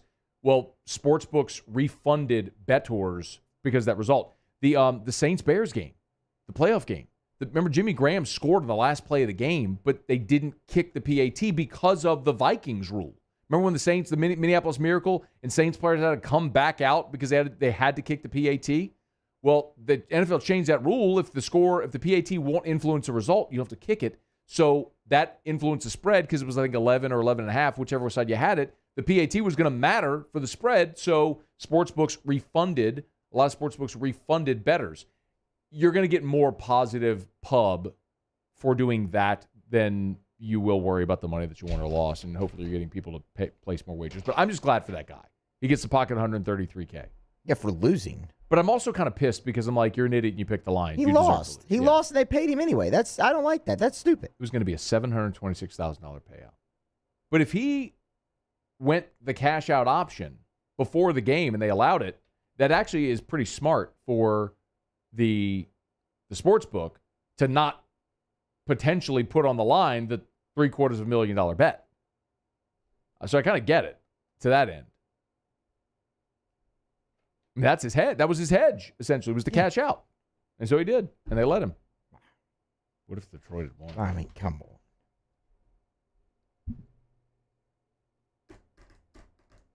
Detroit had won, that guy would have been doing backflips. No, he cashed out. No, he could have because it was a promotional and they just let him anyway after the fact is how I understood it. They basically gave him $133,000 for losing his bet. You can't cash out after. But he wasn't able to cash out because it was the promotional bet, right? That option wasn't available. That's how I understood it. The rules of the promotional bet prevented the cash out, but MGM opted to give the gambler $133,000 for getting the first 15 games right. So they let him cash out. I thought they did it after, is how I understood it. This doesn't say. In the story I read, that's how I understood it. Maybe I understood it wrong. Maybe so. That doesn't say. If someone has something that actually provides more clarity, my understanding was that they allowed the cash out to give him the $133K to not be on the hook for the potential losing that game. That does make sense, because if you're the sports book, you're hedging, which makes a lot. You'd rather pay him $133 than potentially set $750,000. Well, I know who we could ask. The gambling expert, the degenerate, the incomparable and often incomprehensible Jimmy Ott. And we'll do that next to wrap up on AFR. AFR. AFR is brought to you by Clegg's Nursery. Fall is in the air, like literally in the air. The air is fall. It's, I guess not literally. I mean, it is in the air, but it doesn't say the word fall. You know what I mean. Clegg's Nursery. Buy local, shop local. 4 locations in the greater Baton Rouge area. Fall is here. We're almost to October. We have this cool snap. It's a perfect time to go buy all of your fall decor. They've got pumpkins and squash and gourds and hay bales, scarecrows. They've got all that stuff right now to decorate for the fall season. It's an awesome time to get by Clegg's Nursery, any of the 4 locations. Siegen near Airline, LA 16 in Denham, Mid-City on Donmore, and the Garden Center on Greenwell Springs. They've got your fruit trees. They've got your fall, if you want to plant your fall vegetable garden, they've got Johnny Naylor seeds. Anything you'd find at a True Value hardware store. It's the perfect time for fall. It's the perfect time to get by Clegg's Nursery. I've been telling you, buy local, shop local, tell them Matt sent you in. The Clegg's Nursery. To the heroes who are working tirelessly to care for our communities, we thank you. We will never forget the countless hours you dedicated on the front lines, choosing to risk your own health to fight for our friends, neighbors, and family members. I mean, you guys are out on the front lines fighting it. We are grateful for your heroic acts and unwavering spirit.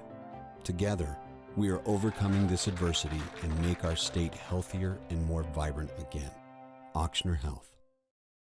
Gulf Coast Bank and Trust is giving our customers the power to bank anywhere, anytime during this challenging event. And we're right there with you. Our mobile banking app is a smart way to manage your money and time. Gulf Coast Bank and Trust, the bank that cares about you. Introducing Vizzy Lemonade, the only lemonade hard seltzer with antioxidant vitamin C. It just hits different. All new Vizzy Lemonade. Step up your seltzer game. All new Bayou Ford vehicles come with a 1 million mile powertrain warranty. And with Bayou to You, free delivery right to your door. Need repair? Our service department is ready and available to help you today. The crew at Bayou Ford is going to do right by you. If you're in an accident, a car accident, a slip and fall where you're injured, you need to call an attorney. The defendant insurance company, it's their goal to close the case as quickly as possible and pay out the least amount of money as possible. That's why it's important to call an attorney and call the law office of O.C. Brown. At the law office of O.C. Brown, we're a family-owned firm. We want to be your law firm for a lifetime. Make this summer your backyard party year with Chris's Specialty Foods. Wings, burgers, brisket, steak, and boudin, plus great Cajun side dishes. We do all the prep, and you enjoy laughing with friends and family. Chris's Specialty Foods, Millerville, New Orleans, Prairieville, and Frisco. Everybody loves Chris's authentic Cajun meat. Yo, Jake here for Patient Plus Urgent Care Clinic, the place that's going to be convenient for you during an inconvenient time. Look, you hear me talk about my 4 boys all the time, and sometimes things like stitches, well, they happen. And in fact, they have. And Patient Plus is always taking care of us, just like they'll do the same for you. And now with 7 convenient locations across the Baton Rouge area, open from 9 a.m. until 9 p.m., 7 days a week. And also at PatientPlusUC.com, you can sign up for your appointment on the way to the clinic. That's Patient Plus Urgent Care Clinic. Get in and get better. If home is where the heart is, a roof is a shield. That's why for over 25 years, South Louisiana always turns to Garcia.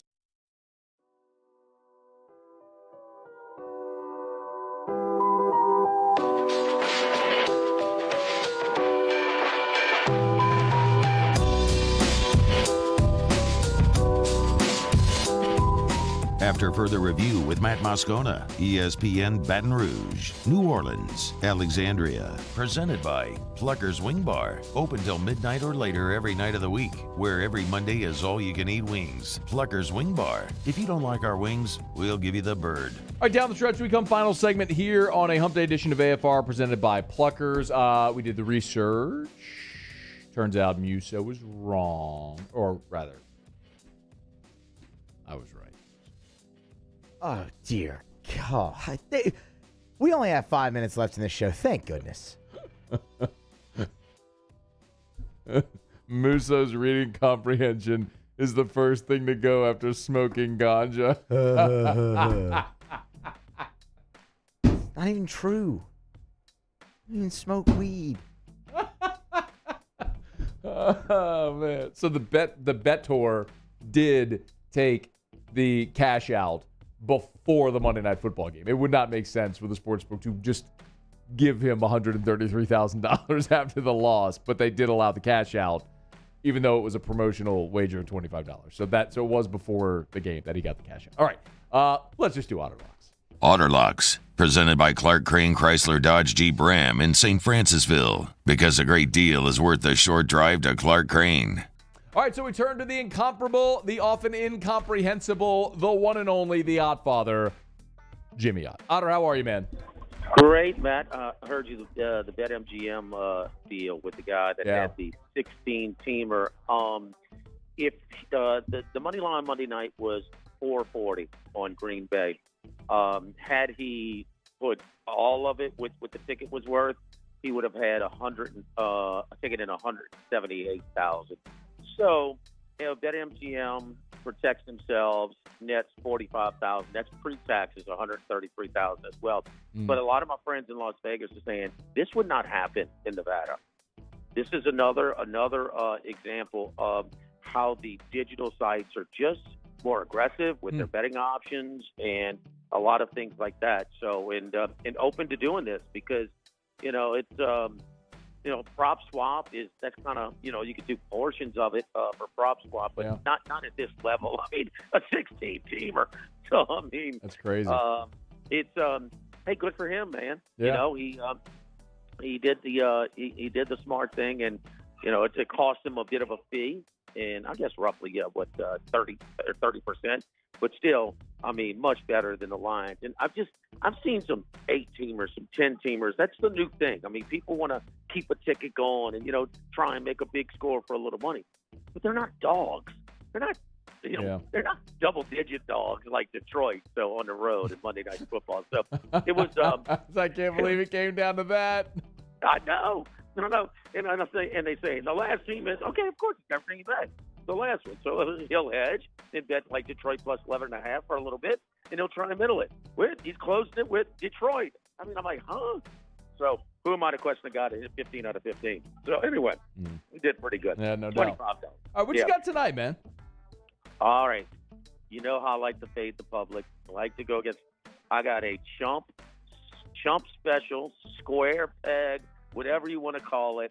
It's a 3-team parlay with the teams that are big favorites, and we're just trying to make a little bit. I'm not laying 280 with Kluber, but I'll put him in a parlay. Yankees, your Yankees need it. Toronto loses today, 7-1 at Tampa Bay. The Phillies, Zach Wheeler against my Aiken. You know what? So minus 340. Last name's Aiken, by the way, a little joke. So anyway, Chris Sale. Oh, I got it. Red Sox, yeah. I'm just pissed at you for giving me Tampa yesterday instead of today. Shoulda, woulda, coulda. Shoulda, woulda, coulda. Who's really pissed? Erica, super pissed at you now. She's totally off you. She lives pissed, okay? That's not true. Stop it. So, and then I got the Red Sox minus 180 with Chris Sale over Taijuan Walker. So all going into, I know they're big favorites. You're going to make a little bit over even money, but Yankees, Phillies, Red Sox, 3-team money line parlay. So, all right. What time are we doing Otter Locks this week on game day? I know it's early. Oh, when do you want to do it? I don't know. We're going to be on the road to Natchez, so we got to, kind of have a little strategy there. But can I give you a little sneak preview? I would love it. I got about 45 seconds. Okay. Wisconsin has out first down their opponents 83-18. Ooh. Notre Dame, Florida State, how do they look? Toledo, how they look the next week? Notre Dame's always a public side, and then there's this game in Chicago this Saturday. I am on whiskey. I know you like whiskey. I like whiskey Saturday. I do. But I like the brown kind that you get in the glass. I don't like the kind that does jump around. Literally on your way home.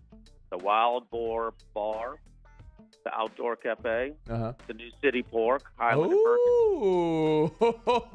Oh, really? Yes, sir. I'll see you in about 20. The cocktails on me. I'm doing a show solo tonight. I mean, I got to get a break from Andy and Roscoe. I'll see you in about 20. Yes, indeed. Thank you, Matthew. Maybe about 30, but I'll see you. All right, thank you, Otter. We'll see. That is Jimmy Ott. Game Time with Jimmy Ott. That's the New City Pork on Old Perkins, Highland Old Perkins, right across from Blue Bayou. Great location. All right, Muse, what'd you learn? You have ruined my reputation. You just learned that? Paulie, what did you learn? The entire Ole Miss team getting NIL deals. True. What'd you learn, Matt? Apparently, young Matthew Musso is actually Clark Kent. He's Superman. That's what we learned. Posing as an alien as a young kid. AFR. Relief Windows and ReliefWindows.com. Windows, doors, siding, Relief Windows and ReliefWindows.com. You know, for years, as I've told you about Relief Windows, one of the things that I've said, which is true with Relief Windows, is that they offer a lifetime warranty on labor, material, and glass breakage. It's a lifetime transferable warranty. So, paint this picture for you. Hurricane Ida comes through, you have damage to your windows.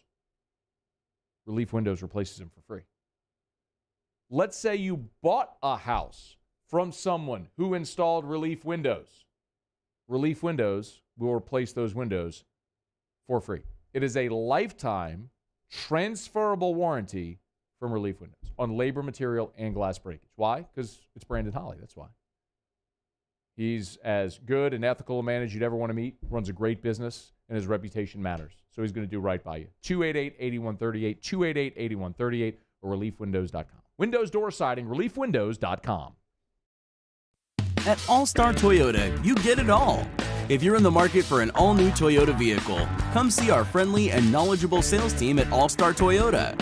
Located in Baton Rouge at the corner of Airline and Goodwood, we've been serving our community since 2005 by offering a large selection of new Toyota cars, trucks, and SUVs. Get behind the wheel of your dream car and take a test drive at All-Star Toyota today.